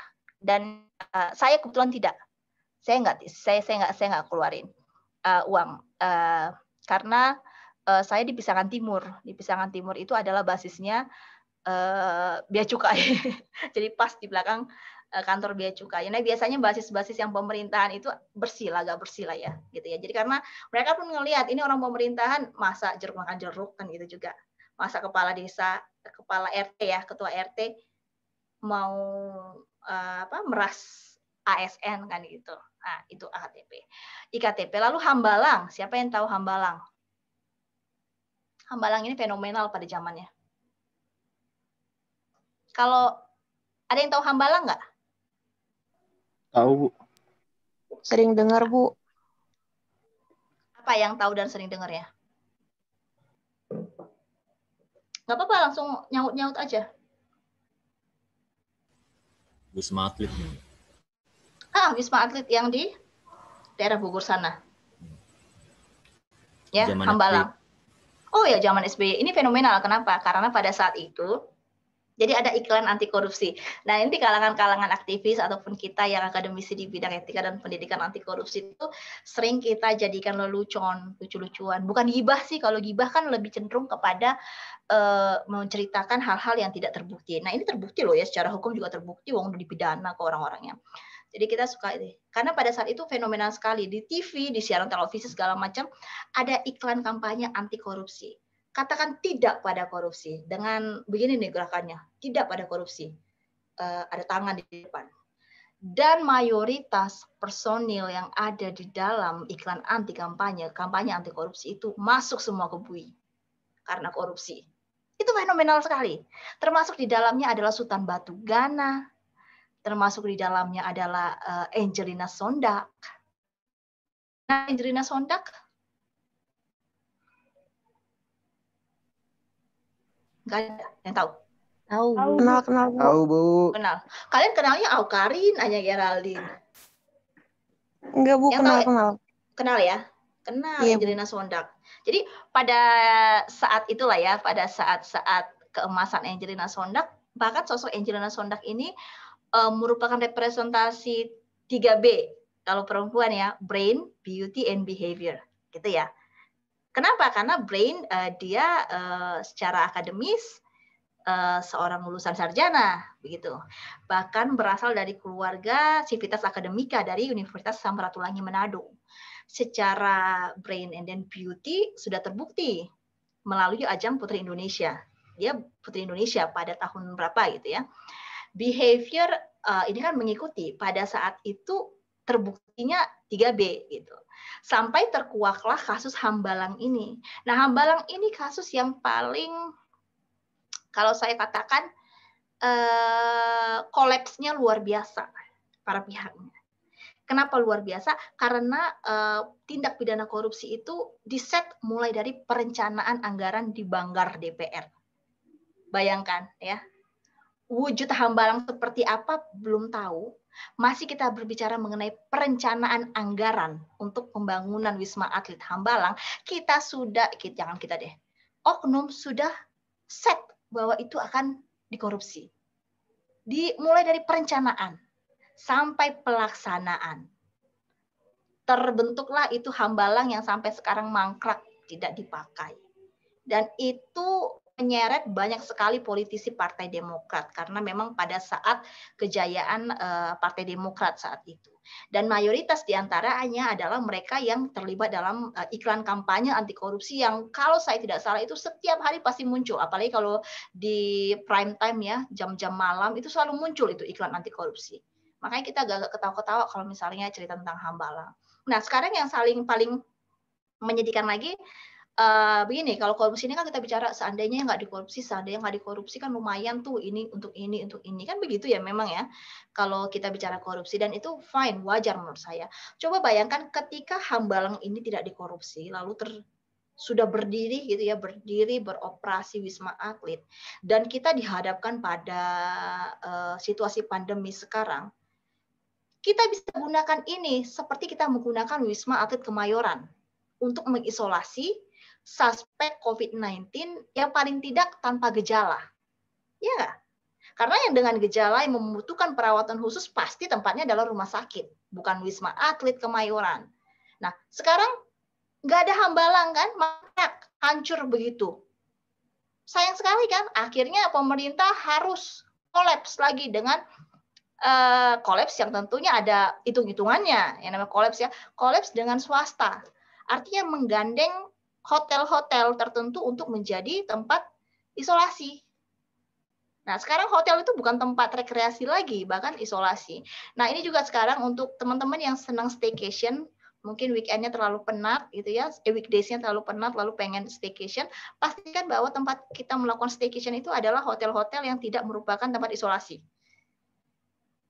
untuk suspek COVID-19. Dan kalaupun ia tidak, pastikan bahwa hotel tersebut menerapkan protokol kesehatan karena angka COVID sekarang juga semakin meningkat. Dan kalau nggak perlu ya udahlah stay at home aja lah.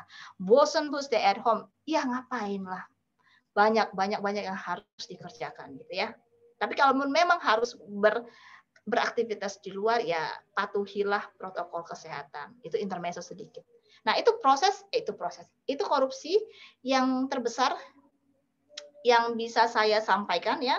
Ada korupsi di bidang perizinan, di perbankan, di bidang penyelenggaraan layanan publik IKTP, sampai dengan ke pembangunan Wisma Atlet Hambalang yang mangkrak sampai sekarang. Lihat jumlahnya 5,8 T, 2,3 T. Kalau bantuan likuiditas Indonesia belum bisa ditotal akhirnya karena sampai sekarang masih bergulir. Ya karena apa? Karena banyak sekali tersangkanya itu lari luar negeri sampai sekarang masih buron. Lalu Hambalang. Bagi yang sholat jam berapa ya? Soalnya di sini sudah azan.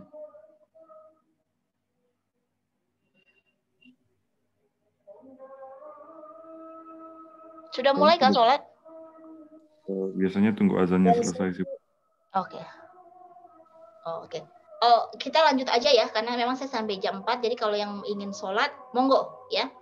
Nah, sekarang pertanyaannya, Bu, Indonesia itu bobrok banget ya?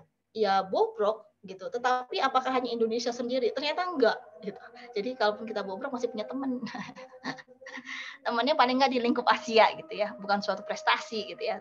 Nah, di lingkup Asia ini adalah survei yang dilakukan oleh Global Corruption Barometer untuk Asia tahun 2020. Jadi ini survei terkini yang barusan dilakukan. Ternyata korupsi di Asia itu pun masih merupakan sesuatu yang belum bisa dibasmi. Asia ya, lingkup Asia.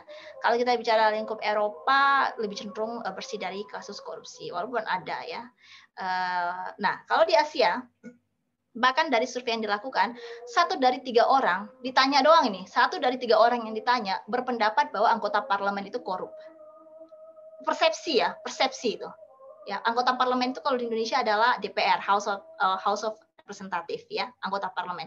Jadi ketika nih iseng aja nih survei, menurut kamu anggota parlemen korup nggak? Korup gitu.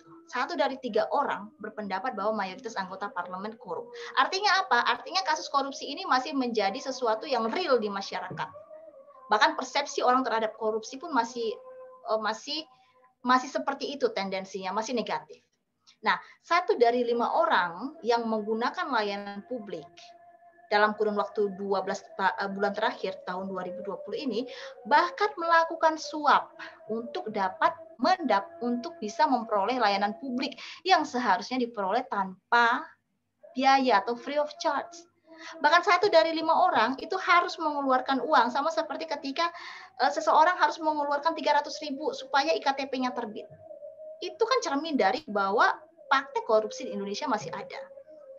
Dan terkait dengan pemilihan umum, pemungutan suara pun bahkan 1 dari 7 orang penduduk di Asia itu diinformasikan ditawari suap, ditawari iming-iming, ditawari sesuatu supaya merubah pilihan suaranya menjadi pilihan suara yang dikehendaki. Black campaign di dalam pemilihan umum. Nah, ini korupsi Asia. Kacau dong Bu Asia. Ya, kacau. Tetapi kita tidak boleh patah semangat. Kenapa? Karena hasil survei pun lebih lanjut menyampaikan bahwa ternyata walaupun tingkat pidana, tingkat korupsi di Asia masih tinggi, ya, ternyata 62% penduduk Asia itu punya kepercayaan, punya hope, punya harapan bahwa kita dapat membawa perubahan dalam memberantas korupsi. Bahwa ada 62% orang yang punya cita-cita, punya hope bahwa korupsi ini akan bisa diberantas. Pertanyaan saya, apakah kita merupakan bagian dari 62% tadi? Jawab dalam diri masing-masing. Harapannya saya, harapannya kita adalah bahwa kita merupakan bagian dari 62% tadi yang tidak patah semangat, yang punya harapan bahwa korupsi pasti diberantas. Dengan cara apa? Yang pertama, pastikan diri berintegritas. Yang kedua, suarakan anti korupsi. Zaman sekarang tuh memberantas korupsi tidak hanya cukup dengan modal jujur. Karena selesai di kita. Tapi harus berani. Dan sikap berani ini yang menjadi salah satu sikap yang dimiliki oleh Baharudin Lopa yang saya sangat idolakan. Makanya saya menganggap bahwa Baharudin Lopa itu adalah representasi tokoh anti korupsi terbaik versi saya. Karena dia tidak hanya jujur untuk dirinya, tapi dia berani. Karena jujur saja nggak cukup. Nah, mudah-mudahan kita menjadi 62% penduduk yang berpendapat bahwa kita pun bisa membawa perubahan terhadap pemberantasan korupsi. Kenapa harus diberantas? Ya, kita masuk kepada tahapan pokok pembahasan yang ketiga, dampak masifnya. Kenapa sih Bu harus diberantas? Karena korupsi ini ternyata mengakibatkan dampak yang luar biasa terhadap sektor apa, Bu? Segala sektor kehidupan. Ya, segala sektor kehidupan. Sektor ekonomi masuk, sosial masuk, birokrasi pemerintahan masuk, politik demokrasi masuk, penegakan hukum apalagi, pertahanan dan keamanan masuk.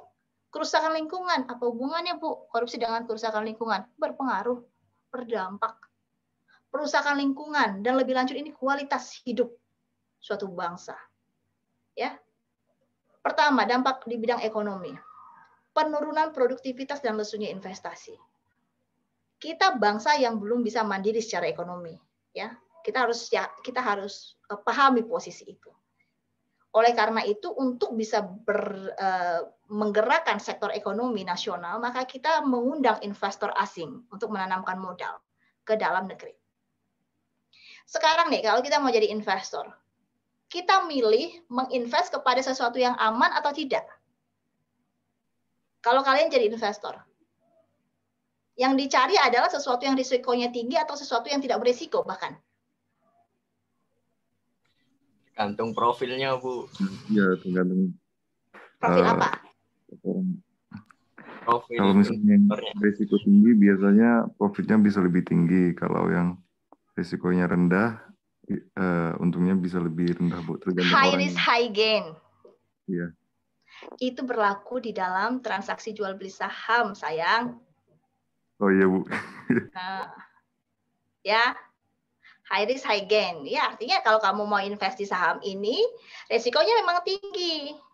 Tetapi profitnya tinggi juga. Kalau misalnya mau yang senang-senang aja, ya udah mainnya di surat utang negara, mainnya di reksadana gitu. Tetapi dalam konteks investasi, menanamkan modal ke suatu negara, tentunya investor akan lihat stabilitas ekonomi suatu negara, ya. Penegakan hukum di suatu negara, profil itu yang akan dilihat. Kalau negaranya dikit-dikit rusuh, masa iya dia mau menanamkan investasinya di situ, membangun pabrik contohnya, yang ya kalau misalnya dikit-dikit rusuh, dikit-dikit tawuran begitu, pasti yang dihancurkan adalah pabriknya dia dulu. Kan gitu, kerugian yang akan dia derita, profit belum dapat. Ini sudah kerusuhan sudah ada gitu. Penurunan produktivitas lesunya investasi. Kenapa? Karena ternyata perizinan berinvestasi itu pun merupakan sarana untuk korupsi. Kalau kita mau berinvestasi saja kita harus membayar biaya siluman untuk perizinan, siapapun investornya tidak akan mau. Karena apa? Karena setelah dapat izin, ketika dia beroperasi di Indonesia akan ada lagi biaya-biaya seruman lainnya. Ya, biaya keamanan lah, biaya inilah, biaya ono lah gitu. Akan ada banyak biaya-biaya yang tidak terpetakan dari segi ekonomi. Jadi tidak akan bisa dilihat nih keuntungan kita bagaimana, proyeksi keuntungan kita seperti apa gitu, nggak akan bisa karena terlalu banyak variabel-variabel yang tidak terduga. Tidak akan bisa. Jadi penurunan produktivitas, lesunya investasi. Korupsi di bidang pengadaan barang dan jasa sudah pasti mengakibatkan rendahnya kualitas barang dan atau jasa. Jembatan yang tadinya harusnya bisa bertahan selama 50 tahun, tahun kedua udah amblas. Kenapa? Ternyata ulir-ulir besinya yang seharusnya sekian milimeter dikorup menjadi setengahnya gitu ya. Semennya yang harusnya 10 sak, ini analogi contoh, dikasih 1 sak. Nah, hal-hal seperti itu. Ya udah selesai rendahnya kualitas barang dan atau jasa. Menurunnya pendapatan sektor pajak. Kalau tidak banyak perusahaan di Indonesia, tidak banyak bidang usaha, kita mau ngambil pajak dari mana? Kita paham bahwa APBN itu mayoritas 70% APBN itu dananya dari pajak. Kita ini hidup dari pajak kita. Kita ini hidup dari pendapatan pajak. Untuk itulah kenapa teman-teman pajak ini sangat dipush untuk dapat bisa meningkatkan pendapatan pajak setiap tahun. Karena APBN itu bergantung besar kepada pajak. Oke, sumber salah satu APBN adalah hibah, tapi siapa sih yang mau ngibahin sebesar pendapatan pajak kita? Zaman sekarang hibah rasanya agak mimpi ya. Karena semua negara juga sedang menangani krisis masing-masing.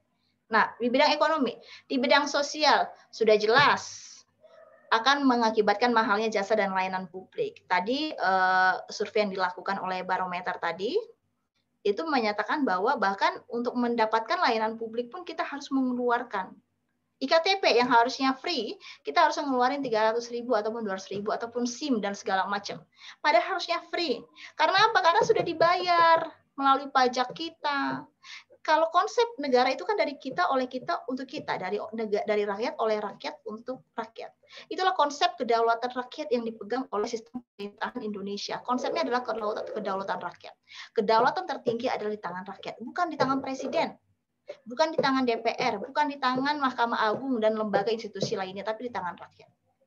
Yang kedua, di bidang sosial, terbatasnya akses bagi masyarakat miskin. Iya, udah habis dikorupsi, yang tadinya pengadaan listrik ke daerah terpencil sana dikorupsi. Lambatnya pemberantasan kemiskinan, itu jelas. Yang korup makin kaya, yang miskin makin miskin. Meningkatnya angka kriminalitas, ini tidak bisa kita hindari. Karena biasanya tingkat kemiskinan itu akan berjalan irama ya, selinier dengan adanya dengan tingginya tingkat kriminalitas. Artinya semakin tinggi tingkat kemiskinan, maka semakin tinggi pula tingkat kriminalitas yang terjadi. Karena apa? Karena orang bertahan hidup dengan melakukan kriminalitas. Kalau kriminalitas sudah terjadi, maka solidaritas sosial dan solidaritas sosial itu sudah pasti langka, ya. Sudah pasti langka. Dan ujung-ujungnya akan menimbulkan demoralisasi.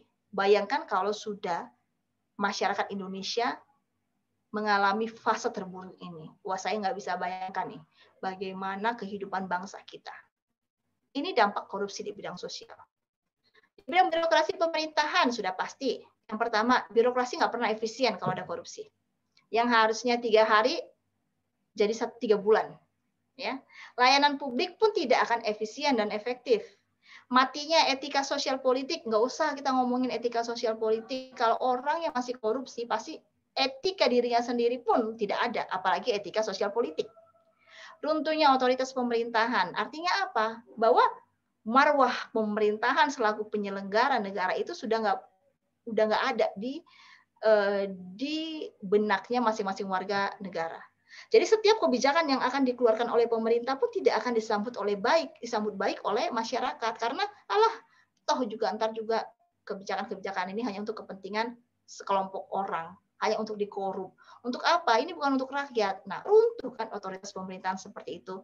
Yang ada hanyalah bangunan-bangunan tinggi pemerintahan, tetapi sebenarnya esensi dari pemerintahan itu tidak pernah sampai kepada masyarakat.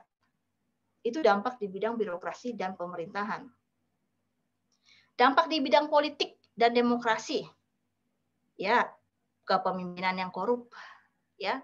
Jadi kemarin itu salah satu talk show yang diselenggarakan oleh Inspektur Jenderal Keuangan itu menghadirkan pemerintah Kota Badung, Bali, dan beberapa perhubungan, Kementerian Perhubungan. Jadi yang menarik adalah begini, pernyataan salah satu narasumber yang menyatakan bahwa integritas tanpa role model kepemimpinan adalah hal yang mustahil. Jadi ketika kita berada di dalam organisasi yang pemimpin kita tidak mencerminkan nilai integritas, ya, tidak merupakan role model kita, maka mustahil integritas akan menjadi nilai utama di dalam organisasi itu sendiri. Masih ingat poin ke-8 Stephen Covey, ya, find your voice to inspire others. Harapannya apa? Harapannya kita menjadi seseorang yang punya suara, punya prinsip yang baik untuk menginspirasi orang lain. Nah, kepemimpinan ini memegang peranan penting di dalam pemberantasan korupsi. Kalau pemimpinnya aja korup, bawa-bawanya dengan gampang bilang, alah, kepalanya aja korup, tenang aja, kan seperti itu. Tapi kalau pemimpinnya adalah orang yang berintegritas, kita mau artinya gini, analoginya kita mau ngambil bolpen dari kantor and then dibawa pulang ke rumah pun kita mikir, kan? Seperti itu. Menguatnya plutokrasi, semacam pemerintahan dengan sistem kerajaan, ya, terpusat hanya orang-orang tertentu saja. Pasti, karena orang koruptor akan berteman dengan koruptor. Koruptor akan membangun afiliasi dengan para koruptor. Mereka bahkan akan membentuk perkumpulan. Mungkin mereka punya juga WhatsApp group, saya nggak tahu sih ya. Tapi mungkin aja bisa WhatsApp group. Koruptor sektor apa gitu ya, koruptor sektor ini gitu. Supaya memudahkan, bisa saja. Jadi akan, ya di situ-situ aja, yang kaya makin kaya, yang miskin makin miskin. Hancurnya kedaulatan rakyat. Nah ini, negara kita ini adalah negara yang kedaulatannya ada di tangan rakyat. Tapi karena di segelintir orang melakukan korupsi, kedaulatan rakyat tadi hancur. Karena bukan kemauan rakyat yang dilakukan oleh pemerintah. Ternyata hanya kemauan mereka dan sekelompok orang lainnya. Hilangnya kepercayaan rakyat terhadap demokrasi. Jadi kalau ada pemilihan umum, ngomong-ngomong demokrasi, teriak demokrasi segala macam, halah, nggak usah deh, karena nanti pun akan dipimpin oleh itu lagi, afiliasi itu lagi. Nah ini kebetulan adalah minggu-minggu demokrasi kita ya, pilkada. Sebenarnya gini, kalian sudah memiliki hak pilih kan? Sudah, Bu. Sudah. Ingat ya, posisi sebagai kalau PKN STAN itu ada ketentuan nggak dari peraturan direktur STAN terkait dengan pilkada khusus? Karena ini kedinasan soalnya ya. Harusnya sejalan dengan netralitas PNS. Ada nggak? Kemarin waktu Pilpres, ingat saya ada, Bu, tapi lupa. Bunyinya apa? Kontennya? Apa ya? Pokoknya ada aturannya gitu, Bu. Nggak boleh. Aturannya netral bukan? Iya, tentang netralitas. Oke. Berarti netralitas, karena logikanya adalah STAN ini kan kedinasan ya, di bawah pemerintahan, jadi memang harus netral. Nah nanti dalam demokrasi kita sebagai warga negara kita punya kebebasan menyuarakan pilihan kita, demokrasi namanya. Tetapi sebagai bagian dari penyelenggara pemerintahan, ingat dalam minggu-minggu ini kita harus memperhatikan sikap tingkah laku supaya kita mencerminkan sikap netralitas. Kan kita sudah belajar tuh ASN selaku pemersatu bangsa, jadi harus netral. Nah, ini dampak di bidang politik dan demokrasi. Lalu dampak di bidang apa lagi nih? Di bidang pertahanan dan keamanan ada hubungannya? Ada, Bu. Gitu. Ada banget. Jadi sedikit berbeda dengan tindak pidana korupsi yang dilakukan oleh masyarakat sipil.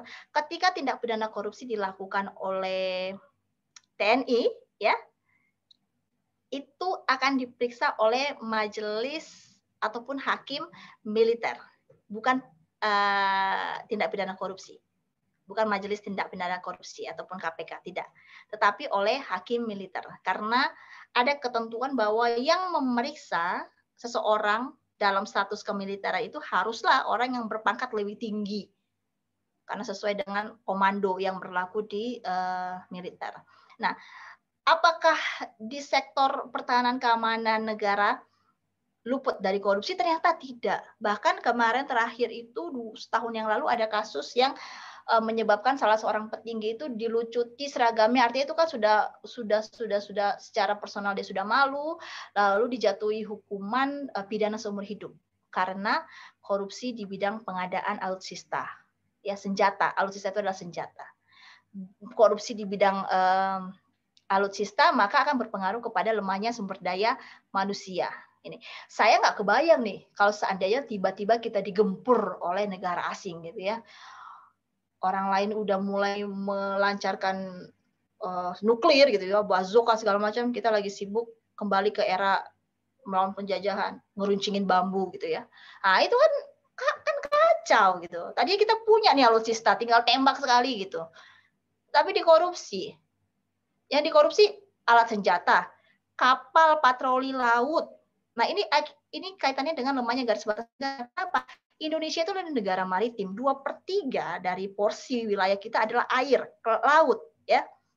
Secara ekonomi itu menguntungkan karena transaksi perdagangan yang sebagian besar itu menggunakan jalur distribusi laut. Jadi barang-barang itu kan dikirim lewat laut, kapal. Sedikit sekali itu yang menggunakan jasa udara. Semuanya kapal. Itu sangat strategis Indonesia nih. Makanya Indonesia itu kaya raya. Ya, karena 2/3-nya adalah perairan. Kalau secara ekonomi gampang masuknya, transaksi perdagangannya masuk gampang. Secara kekayaan alam di laut, luar biasa, kita punya segala jenis ikan, ya. Nah, tetapi secara pertahanan juga menjadi hal yang patut diperhatikan. Artinya karena terlalu luas wilayah perairan kita terbuka, kita harus mempertahankan yang namanya garis batas negara. Nah, garis batas negara itu gimana mempertahankannya? Ya kita harus punya kapal patroli lah. Masa kita mau berenang di garis batas negara 24 jam? Kan nggak mungkin. Bu, kita ada tim Kopassus yang bisa berenang 24 jam. Iya kan, kita mempertahankan batas negara ribuan tahun lamanya. Indonesia kan pengennya cita-citanya ribuan tahun gitu loh. Harus ada kapal patroli, harus ada SDM-nya. Tetapi dikorupsi nih pengadaan kapal patroli. Akhirnya apa yang harusnya tadi kapal patroli katakanlah bisa menjaga seluruh titik masuk perairan Indonesia, jadi yang dijaga hanya 1/3. Yang 2/3 bebas lah tuh orang-orang luar masuk. Kan kalau kita di perairan luas kita nggak bisa ngelihat. Radar kita sedikit. Ya, orang masuk, ambil ikannya kita, bawa ke negaranya, dan yang paling konyolnya kita impor lagi ikannya dari negara itu. Itu kan konyol. Kita mengimpor ikan dari laut kita yang dicuri oleh negara lain. Itu konyol. Itu ibaratnya ada maling ke rumah kita, dia maling TV kita, lalu kita ke black market, kita beli. Ini TV aku, gitu ya. Lalu kita beli dengan harga yang membumbung tinggi, kan konyol. Nah, itu yang terjadi karena korupsi.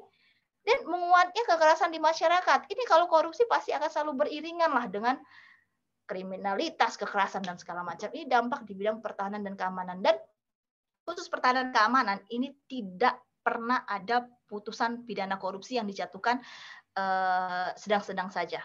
Seumur hidup kalau nggak pidana mati. Seumur hidup pidana mati, itu doang. Kalau di militer.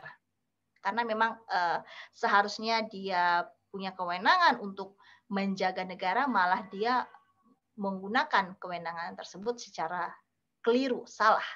Untuk kepentingan pribadi. Jadi kalau tidak pidana seumur hidup mati. Itu aja. Nah, menurunnya kualitas lingkungan. Dampak kerusakan lingkungan. Hubungannya apa, Bu? Nah, kalau kita kaitkan dengan tadi investasi ini ya. Ataupun perizinan. Kalau pabrik didirikan, itu kan ada tuh izin ya. Ada analisis mengenai dampak lingkungan hidup. Ya, AMDAL, atau yang kita sebut dengan AMDAL. Kita kenal dengan AMDAL. Buat apa sih AMDAL ini, Bu? Kalau kita mau membuat pabrik, kita harus analisa di lingkungan itu apakah ada pemukiman, gitu kan ya. Kalau pabrik, lalu olahan limbah pabrik mau dibuang kemana? Masa iya mau dibuang ke pemukiman? Masa iya mau dibuang ke sungai? Ternyata sungai itu adalah satu-satunya sumber mata pencarian masyarakat sekitar yang menangkap ikan, contohnya. Orang di sana nggak kenal daging, taunya ikan doang karena aksesnya cuma ada ke sungai gitu. Kalau perizinannya dikorupsi, artinya ada usaha yang tidak sesuai analisa dampak lingkungannya, tetapi diberikan izin berusaha, lalu dalam operasionalisasinya akan mengakibatkan kerusakan lingkungan, pasti berdampak. Kualitas lingkungan kita akan berdampak. Kalau kualitas lingkungan berdampak, otomatis kualitas hidup pun berdampak. Polusi. Itu kan ada semua aturannya. Bagaimana sebanyak apa emisi yang bisa dikeluarkan oleh pabrik contohnya. Kalau nggak ada aturannya, semua orang akan mengeluarkan emisi ke udara dan kita akan menghirup bukan oksigen lagi, tetapi apa kalau istilah kimianya? Karbon dioksida, CO2. Kita akan menghirup itu, kan luar biasa. Dampak di bidang kerusakan lingkungan. Nah, selain dampak-dampak itu ternyata ada juga biaya sosial korupsi yang kita harus keluarkan, yang pemerintah harus keluarkan. Udah pemerintah dikorup, artinya udah negara uangnya diambil, negara harus mengeluarkan uang lagi untuk menangani itu. Biaya penegakan hukum itu pakai uang. Pencegahan korupsi melalui sosialisasi, advokasi, seminar, segala macam itu pakai uang. Dan paling menyedihkannya lagi, kita pun harus beri makan kan, terpidana korupsi itu 3 kali sehari di lapas, di rutan. Mereka harus dikasih makan juga, nggak bisa juga nggak kita kasih makan.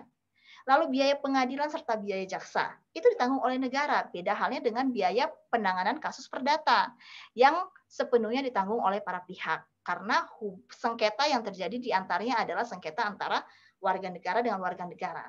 Sementara kalau dalam ranah pidana, ini urusannya bukan antar warga negara, tetapi negara dengan warga negara. Jadi harus ditanggung oleh negara.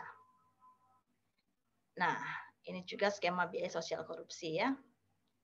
Nah, kita bayangkan seandainya uang yang dikorupsi digunakan untuk pembangunan, ini data tahun 2011. Jadi yang dikorupsi 168 triliun, itu seandainya kalau kita berandai-andai, aduh seandainya kalau gua nggak putus sama dia, gua udah begini gitu ya. Sama seperti kalau uang gua nggak dikorupsi, gua udah bisa bangun 195 gedung sekolah dasar.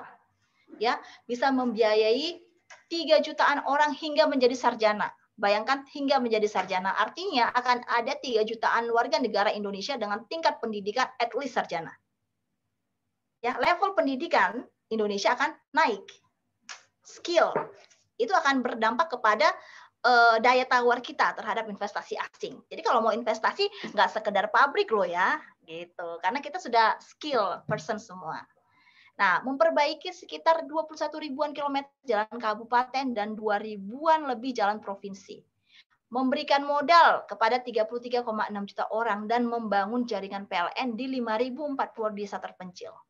Bayangkan nih, banyaknya uang yang seharusnya kita bisa alokasikan ke sektor-sektor ini yang akan mendukung kesejahteraan masyarakat Indonesia. Tetapi dikorup hanya segelintir orang. Wih, kaya banget nih. Kalau ini dikorup oleh 100 orang saja, satu orang 1 triliun.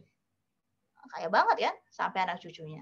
Nah, sekarang kita bicara. Bu, saya ngapain sih, Bu? Saya tahu korupsi itu sekarang begini, Bu. Terus saya mau ngapain? Gitu. Nah, peranannya. Kenapa mahasiswa berperan penting dalam gerakan anti korupsi? Karena mahasiswa adalah orang yang punya 3 senjata ini. Intelektualitas, jiwa muda, dan idealisme. 3 senjata utama yang belum tentu non mahasiswa punya. Ya. Ini senjata ini modal yang paling basic dan harus dimiliki dalam memberantas korupsi. Mana pemberantasan korupsi? Kita bisa lakukan di lingkup manapun. Mulai dari keluarga, mulai dari kampus, di masyarakat kita, dan di lingkup nasional.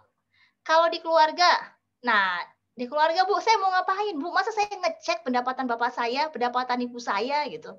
Masa saya sidang bapak ibu saya, ayo gajinya berapa? Gitu kan nggak mungkin. Nah dari seperti ini, seperti contohnya kita coba tanya dengan diri sendiri di keluarga. Ketika kita bonceng ibu bilang, misalnya ya, Zaki, tolong dong iniin antar ibu ke pasar. Oke Bu, come on let's go gitu kan. Zakinya pakai helm. Ibunya kelamaan. Ibu di mana? Iya ini lagi cari helm Zaki. Bentar. Alah udah nggak usah pakai helm. Cuma deket doang gitu. Akhirnya ibunya dibonceng lah tanpa pakai helm. Udah gitu karena Zakinya pengen buru-buru pulang ke rumah gitu ya, mau rebahan lagi, mau nonton main game lagi atau apapun gitu ya, macet nih di perjalanan ke pasar. Macet, jalan raya macet, waduh ada trotoar nih gitu. Kosong lagi, godaan. Oke, naik trotoar. Sampai sih ibunya di pasar sampai, tetapi apakah dalam perjalanan pasar itu kita tidak menerapkan hal-hal yang sebenarnya bertentangan dengan prinsip integritas kita? Nah, itu pertanyaan. Itu di lingkungan keluarga, menjadi contoh di lingkungan terkecil kita. Ya. Atau misalnya kalau bapaknya mau naik trotoar, jangan Pak, jangan naik trotoar, tunggu aja nggak apa-apa, kalau macet nggak apa-apa. Nanti kalau trotoar satu orang memulai, yang lainnya akan menjadi follower. Indonesia kan gitu, follower. Satu memulai, bisa kok, bisa, udah masuk semuanya. Nah, itu contohnya. Nah, atau kita tahu bapak kita PNS ya, gitu. Terus tiba-tiba bawa mobil dinas nih, mau hari raya, mau lebaran, mau Natalan.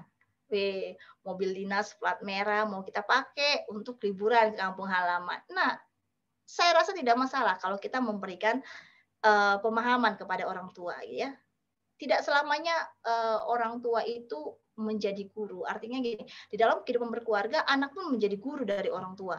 Gitu. Nggak apa-apa, menyampaikannya dengan yang pasti adalah menyampaikannya dengan tata krama. Nggak usah bilang, bapak koruptor gitu. Wah, itu kena peng gitu ya, kena hajar sama bapaknya. Anak kurang ajar gitu ya, anak tidak tahu diuntung. Kamu kira bapak kerja buat apa? Gitu kan, panjang masalahnya. Jatuhnya ada KDRT yang tadinya kita mau menegakkan integritas, jatuhnya ada tindak pidana KDRT. Jangan seperti itu. Tapi mulai pemahaman-pemahaman dengan percakapan-percakapan sehari-hari gitu. Ya. Itu di lingkungan keluarga. Di lingkungan kampus kita bisa bergabung dalam katakanlah forum-forum kecil ya, membentuk kelompok kecil anti korupsi, penggiat anti korupsi di kampus. Kita tujuannya adalah apa? Saling mengedukasi apa sih bentuk korupsi zaman sekarang yang terjadi, lalu bagaimana kita menanganinya, bagaimana kita memberantasnya, bagaimana motif korupsi zaman sekarang, bagaimana modusnya, supaya saling membekali diri. Ketika nanti berada di dunia nyata, di dunia lapangan pekerjaan, kita bisa membentengi diri kita dari tindak pidana korupsi. Kantin kejujuran adalah kantin yang sudah saya sering lihat di stand ya, banyak sekali itu di depan dekat pintu-pintu keluar setiap gedung itu ada kantin-kantin kejujuran. Jadi udah lumrah ini dan saya apresiasi sekali pada saat saya pertama kali melihat beberapa tahun lalu, wah keren. Jadi cuma kasih duit lalu ambil barangnya. Itu nggak ada CCTV kalau di stand. Saya yakin rasanya nggak ada CCTV sampai sekarang ya. Kayaknya belum deh. Nah, di masyarakat jadi apa, Bu? Kita menjadi pengawas, karena kita adalah bagian dari rakyat. Kita mengawasi kinerja kepala desa kita. Kita mengawasi kinerja kepala lurah kita, ataupun camat kita. Gitu. Kalau sekarang gini, sekarang alokasi kebijakan pemerintah Jokowi pada saat periode pertama sampai dengan sekarang, ada yang disebut dengan nawacita. Salah satunya adalah membangun dari pinggiran. Sebagai konsekuensinya, maka APBN itu ada sebagian yang dialokasikan langsung menjadi transfer dana ke desa. Dikelola langsung oleh desa untuk kepentingan desa. Nah, di sini yang menyedihkannya lagi, ya kebijakannya bagus, tetapi implementasinya namanya orang jahat di mana-mana. Tiba-tiba kepala desanya auto menjadi miliarder. Karena apa? Karena bingung dapat uang, banyak banget gitu. Sementara belum pernah melakukan pekerjaan-pekerjaan yang terprogram. Nah, pengawasan di sinilah karena memang korupsi dana desa itu tinggi sekali sejak adanya kebijakan transfer dana desa. Jadi kita di sini harus menjadi pengawas. Nggak masalah kok kita tanya. Kan anggaran kalau di depan kantor desa itu kan ada pelang ya biasa ya. Jadi anggaran tahun ini berapa untuk pembangunan apa? Coba deh kalau misalnya ke desa atau ke kampung kita kembali ada kok. Nah itu dipantau, itu di masyarakat. Lalu di nasional apa? Nasional kita bisa menjadi duta anti korupsi. Siapa yang angkat, Bu? Angkat diri sendiri. Ya kita ya kalau ada yang menjadi influencer ataupun selebgram yang followernya adalah followernya sekitar ribuan orang ataupun jutaan orang, nggak apa-apa kita suarakan anti korupsi. Itu lingkupnya nasional bahkan internasional gitu. Dan pada saat nanti kita menjadi pemimpin atau leader, maka kita harus bisa memimpin menjadi role model di dalam institusi kita, atau bahkan menggerakkan lebih banyak orang lagi untuk menjadi influencer anti korupsi. Ini peran kita yang bisa kita lakukan sekarang menjadi mahasiswa. Oke. Panjang juga ya saya pidato. Selamat datang generasi muda anti korupsi.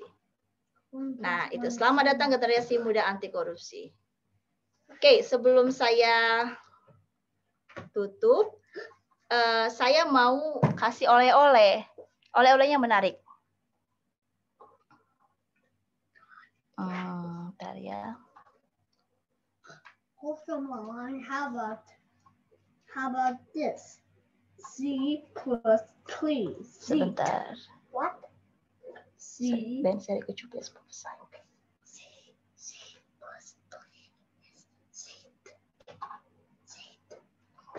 Nah, ini oleh-olehnya. Ya, oleh-olehnya tadi, jadi file ini nanti akan saya share melalui WhatsApp, grup WhatsApp kita.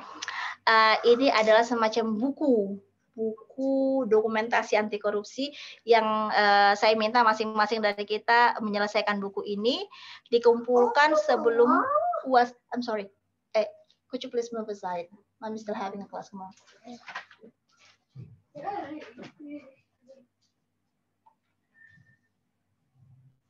Maaf, taring saya keluar. Biasa ibu-ibu ya, aduh. Dan mereka masih di sini aja ya, bukannya keluar dari ruangan, masih aja di samping saya. Oke, kita lanjutkan ya. Nah, ini ada workbook ya, yang nanti akan saya share. Jadi saya minta nanti sebelum UAS kita akan kumpulkan. Apa sih ini Bu? Bagi yang punya aplikasi untuk mengeditnya dalam bentuk digital, that's fine, silahkan. Kalaupun tidak, jangan dibuat sulit, boleh di print, tapi nanti dikumpulkannya ke saya dalam bentuk file saja, soft file. Jadi bisa di scan gitu ya, jangan dibuat sulit lah. Nah, buku ini akan berisi mengenai integrity story kita. Kita tuangkan dalam semacam diary lah ya. Nah, moto anti korupsi ala kamu, silakan isi. Yang lucu-lucu juga nggak apa-apa, asalkan itu memiliki nilai-nilai anti korupsi. Nah, tetapi ini yang perlu. Kalau mau mengisi ini jangan lupa kunjungi dulu nih situs-situs ini. Ya, kpk.go.id, ada ti.org, anti korupsi organization ya, transparansi, OECD. Jadi ada situs-situs yang sifatnya lingkupnya nasional, bahkan internasional maupun regional, Southeast Asian Pacific ya. Lalu ada situs-situs yang sifatnya itu memberikan edukasi bagaimana pencegahan korupsi. Sebelum mengisi buku ini, mari kita baca. Harus bacanya sekarang Bu? Enggak kan, sebelum UAS. Jadi kita baca pelan-pelan gitu ya, baca-baca gitu. Nah, pastikan jangan ada yang terlewat supaya kita selalu update tentang hal anti korupsi yang kekinian. Nah, kita isi nih Bari Bermimpi. Kita isilah, kalau butuh nih, Bu saya nggak biasa Bu kalau nulis diary cuma selembar, biasanya 3 lembar, silahkan tambahin sendiri. Gitu. Nah, seandainya kamu tinggal di negara yang memiliki pemerintahan yang bebas dari korupsi, seperti apa sih hidup kamu di sana? Nah, Bari bermimpi. Sebenarnya impian rakyat ini yang direpresentasikan dari masing-masing kita ketika negara kita bersih, kayak apa hidupnya gitu. Supaya kita tahu ternyata ini loh impian rakyat. Supaya suatu saat nanti ketika kalian berada di posisi menjadi penyelenggara negara, ini kalian baca. Kalau mau menyimpang sedikit, ya ampun, padahal dulu gue pengen cita-citanya seperti ini. Jangan sampai gue merupakan orang yang menghalangi cita-cita ini, kan gitu ya. Pola pikirnya harus seperti itu. Nah, mengapa korupsi bikin miskin? Nah, ini ada permainan berpikir ya. Kenapa sih sulit mendapatkan pekerjaan? Mari kita elaborasi pola pikir kita. Apa benar korupsi itu dampaknya sampai kita sulit mendapatkan pekerjaan? Atau sama sekali sebenarnya nggak ada dampaknya korupsi ke pekerjaan. Emang apes aja lu nggak punya pekerjaan. Atau kamu misalnya skillnya tidak punya gitu. Tapi ambil pola pikir dari kita adalah penyelenggara negara, ya, yang dimana negara itu harus hadir untuk menyelenggarakan negara, termasuk di dalamnya memberikan apa-apa yang menjadi hak setiap warga negara. Pola pikirnya itu. Nah, ini bacaannya dan banyak hal-hal lainnya nanti akan saya share. Oke. Nanti finalnya ini nanti kita akan kumpulkan, nanti akan kita share ke kelas ya, supaya cita-citanya Lintang apa sih, supaya Dana Besa bisa paham. Saya juga bisa paham cita-citanya kalian tuh apa. Nanti kalau misalnya ketika kalian menjadi pejabat, oh saya lihat buku ini kan kalau digital bisa di-trace ya. Itulah hebatnya digital zaman sekarang ya, bisa kita trace. Oh ternyata Lintang nih tercapai cita-citanya. Dulu dia pernah tulis di workbooknya seperti ini. Itu yang ingin saya sampaikan pada kesempatan sore ini. Ini saya mohon izin ada 12 menit lagi. Monggo kalau kita mau ada pertanyaan menanggapi segala macam. Karena saya izin jam 4, jam 16 harus sudah join di grup sebelah. Silakan. Izin bertanya, Bu. Yap, siap. Kok saya nggak kelihatan sini? Faizatul. 14. Iya. Kemarin saya baca berita, Bu, katanya keluarga Jokowi yaitu anaknya sama menantunya itu maju pilkada tahun ini.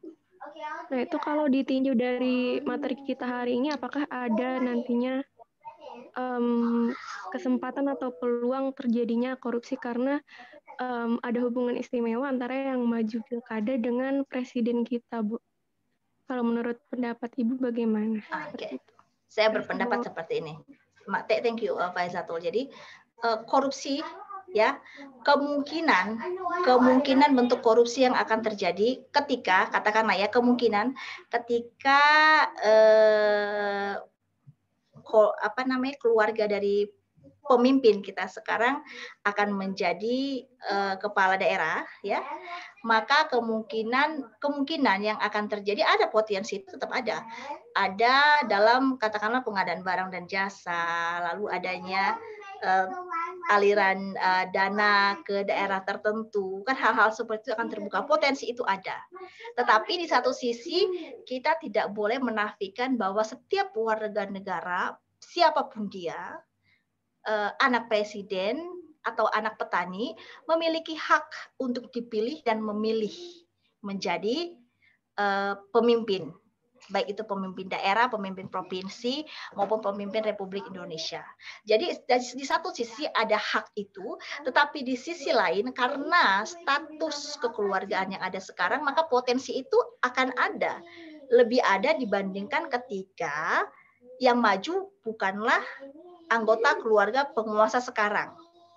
Tetapi juga tidak menutup kemungkinan bahwa ketika yang maju adalah orang lain, bisa saja menjadi dekat dengan penguasa sekarang. Karena yang namanya korupsi, titik beratnya kalau saya melihat lebih kepada kesesuaian visi. Artinya visi yang jelek ya, kesesuaian tujuannya.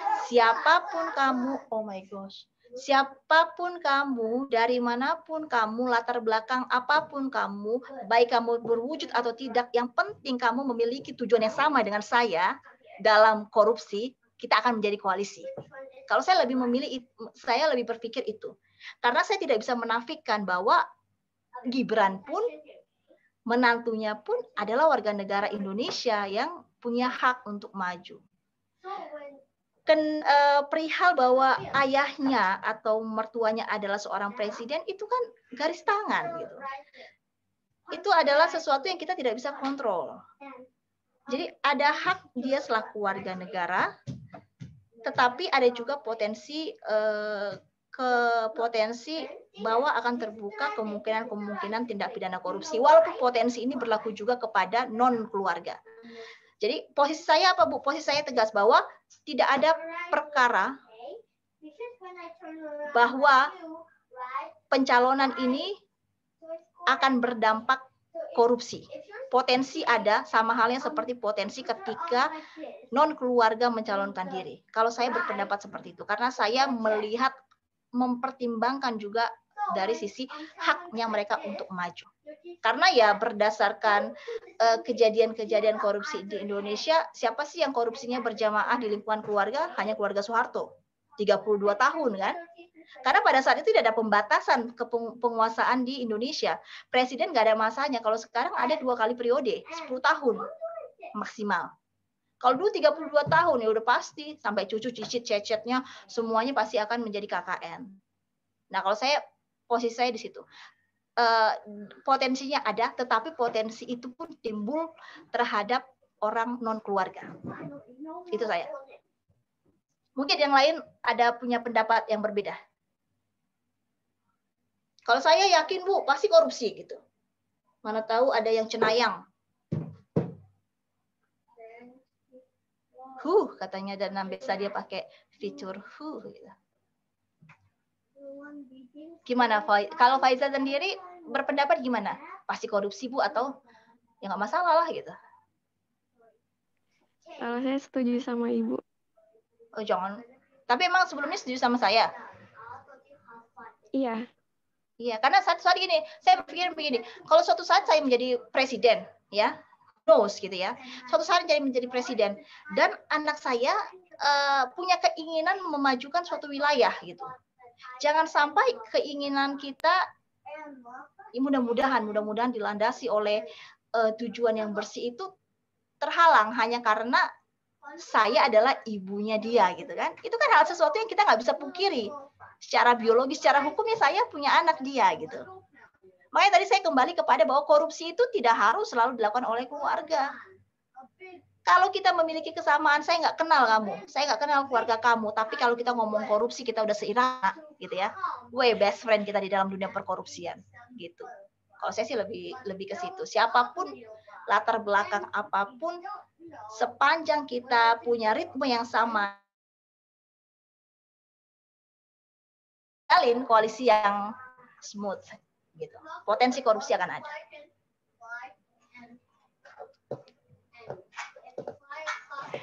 Itu dari saya. Yang lain ada 6 menit lagi nih. Berisik anak-anak saya ya. Gimana? Agita. Ya, Bu, tadi terkait yang gratifikasi, Bu. Kan katanya kalau misalnya dapat suatu barang kan harus dilaporkan ke UKI di kantor masing-masing ya Bu ya. Nah terus nanti tindakan selanjutnya itu apa ya Bu? Kayak barangnya itu diapain? Atau nanti ada tindakan lain dari UKI-nya? Jadi ini, ketika kita menerima barang yang itu merupakan gratifikasi, maka akan disita dulu barangnya oleh UKI. Nanti UKI akan bekerja sama dengan KPK. Ya, karena UKI itu adalah perpanjangan tangannya KPK di organisasi. Nanti akan diassess oleh mereka. Nanti ketika hasil asesmennya menyatakan bahwa itu bukan gratifikasi, pasti akan ada pemeriksaan. Akan ada koordinasi dengan si penerima, bukan pemeriksaan ya. Karena pemeriksaan itu konotasinya adalah sudah semi bersalah, bukan. Tetapi akan ada wawancara interview dengan penerima. Kamu kenalnya ini siapa gitu kan? Kamu kenal nggak pemberinya? Kalau kenal, pernah terjalin kerjasama di bidang apa? Nah, hal seperti itu nanti akan diakses oleh aparat. Kalau memang itu ditengarai, besar potensinya merupakan semi penyuapan atau dia merupakan sistem balas budi yang kita sebut sekarang itu namanya gratifikasi, yang pemberiannya itu sebenarnya dimaksudkan agar kamu suatu saat ketika saya mendapatkan kesulitan akan membantu saya. Maaf, ini berisik banget ya? Kalian mendengarkan ya? Mendengar. Oh enggak ya? Aduh. Dijelaskan suaranya. Kalian berpikiran pasti habis selesai ini pasti ibu bakal ngamuk-ngamuk. Iya. Jangan nggak apa-apa. Enggak apa-apa. Ya, memang suka begitu mereka. Jadi karena usianya nggak jauh beda, jadi udah kayak kembar.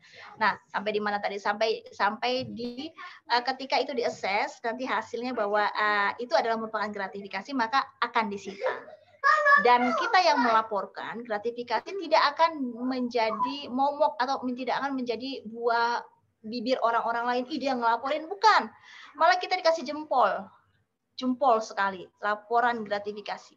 Artinya kita melaksanakan ketentuan yang diharuskan bagi penyelenggara negara. Jempol buat pelapor gratifikasi. Yang tidak menjadi jempol adalah ketika kita menerima gratifikasi and then diam, dan suatu saat itu diketahui masuk menjadi penyuapan. Gitu. Jadi nggak apa-apa, seandainya siap ya. Jadi seandainya itu barang, tapi saya pengen banget tuh barangnya gitu. Ya silakan aja diakses oleh aparat yang berwajib. Kalau memang itu tidak ada kaitannya dengan gratifikasi gitu ya, berdasarkan hasil asesmen mereka. Kalau pertanyaannya Bu, hasil asesmennya apa saja? Nah, itu adalah kemampuan yang sangat spesifik. Memang ada training, ada pelatihan yang diberikan khusus kepada mereka untuk melakukan asesmen itu. Itu detail sekali, banyak sekali caranya, semacam turunan gitu loh. Kalau iya lanjut ke sini, kalau iya lanjut ke sini, kalau iya lanjut ke sini, nanti kesimpulannya, konklusinya apa. Jadi ada rumusnya, ada formulanya. Jadi kalau memang itu tidak terkait gratifikasi, akan menjadi barang milik kita. Kalaupun iya, kan itu bukan dari kita, dari orang lain kok, nggak usah berharap gitu. Jadi nothing tulus kan? Saya nggak pernah nerima gitu. Kalaupun kita nerima karena berdasarkan hasil gratifikasi, jadi kita sudah menumbuhkan di dalam diri kita bahwa ini bukan sistem balas budi loh, gitu. Saya nggak punya kewajiban buat kamu nanti membalas budimu di kemudian hari. Nah, itu yang diharapkan dari KPK. Oke. Baiklah, kalau begitu saya boleh ya izin menyudahi kelas hari ini lebih awal ya. Lebih awal nggak sih? Lebih awal nggak sih? Kita sampai jam berapa sih? Harusnya sampai jam 4:30, Bu. Iya, saya izin ya 30 menit lebih awal. Bolehlah 30 menit ini diberikan waktu buat teman-teman membaca workbook tadi. Seandainya ada yang kurang paham, boleh WhatsApp saya. Tetapi mohon maaf mungkin agak slow respon di dalam WhatsApp. Kalau misalnya ada yang tidak paham ataupun kurang jelas, silahkan ya. Kalau begitu saya izin menyudahi kelas ini. Saya mengucapkan terima kasih banyak. Oh ya, minggu depan Jumat kita akan kembali seperti biasa presentasi kelompok 5 ya. Iya deh ya, setahu saya presentasi kelompok 5. Iya nggak, kelompok 5? Mana kelompok 5? Iya Bu, kalau nggak salah. Bu, tapi di catatan saya kelompok 5 itu pertemuan 10. Oh gitu ya? Iya. Aduh, tunggu sebentar. Saya harus lihat catatan saya. RPS, karena saya harus lihat nih.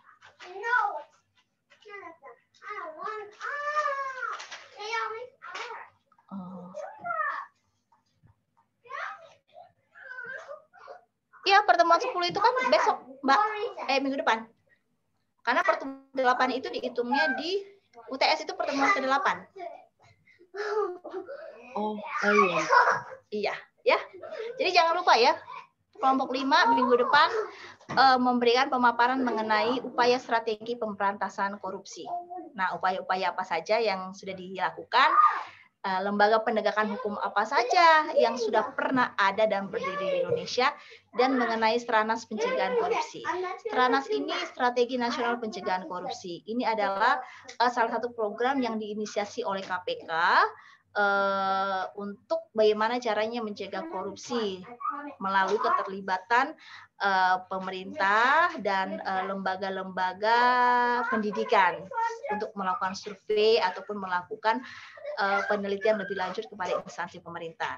Semuanya ini ada di dalam situs KPK. Jadi kalau mau belajar mengenai Stranas Pencegahan Korupsi, ada di situs KPK.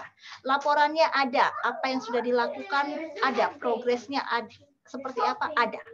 Nah, jadi tugasnya kelompok 5 adalah tolong dipelajari ini semua supaya bisa sharing informasi dengan kelas ya minggu depan, supaya saling mengedukasi terkait dengan pemberantasan tindak pidana korupsi. Baiklah, sekian dari saya ya. Saya izin untuk menyudahi kelas ini. Terima kasih banyak untuk partisipasi dan kehadirannya. Yuk, bye-bye. Have a nice weekend. Terima kasih, saya Bu. Lydia. Terima kasih, Bu. Sama-sama. Terima kasih juga.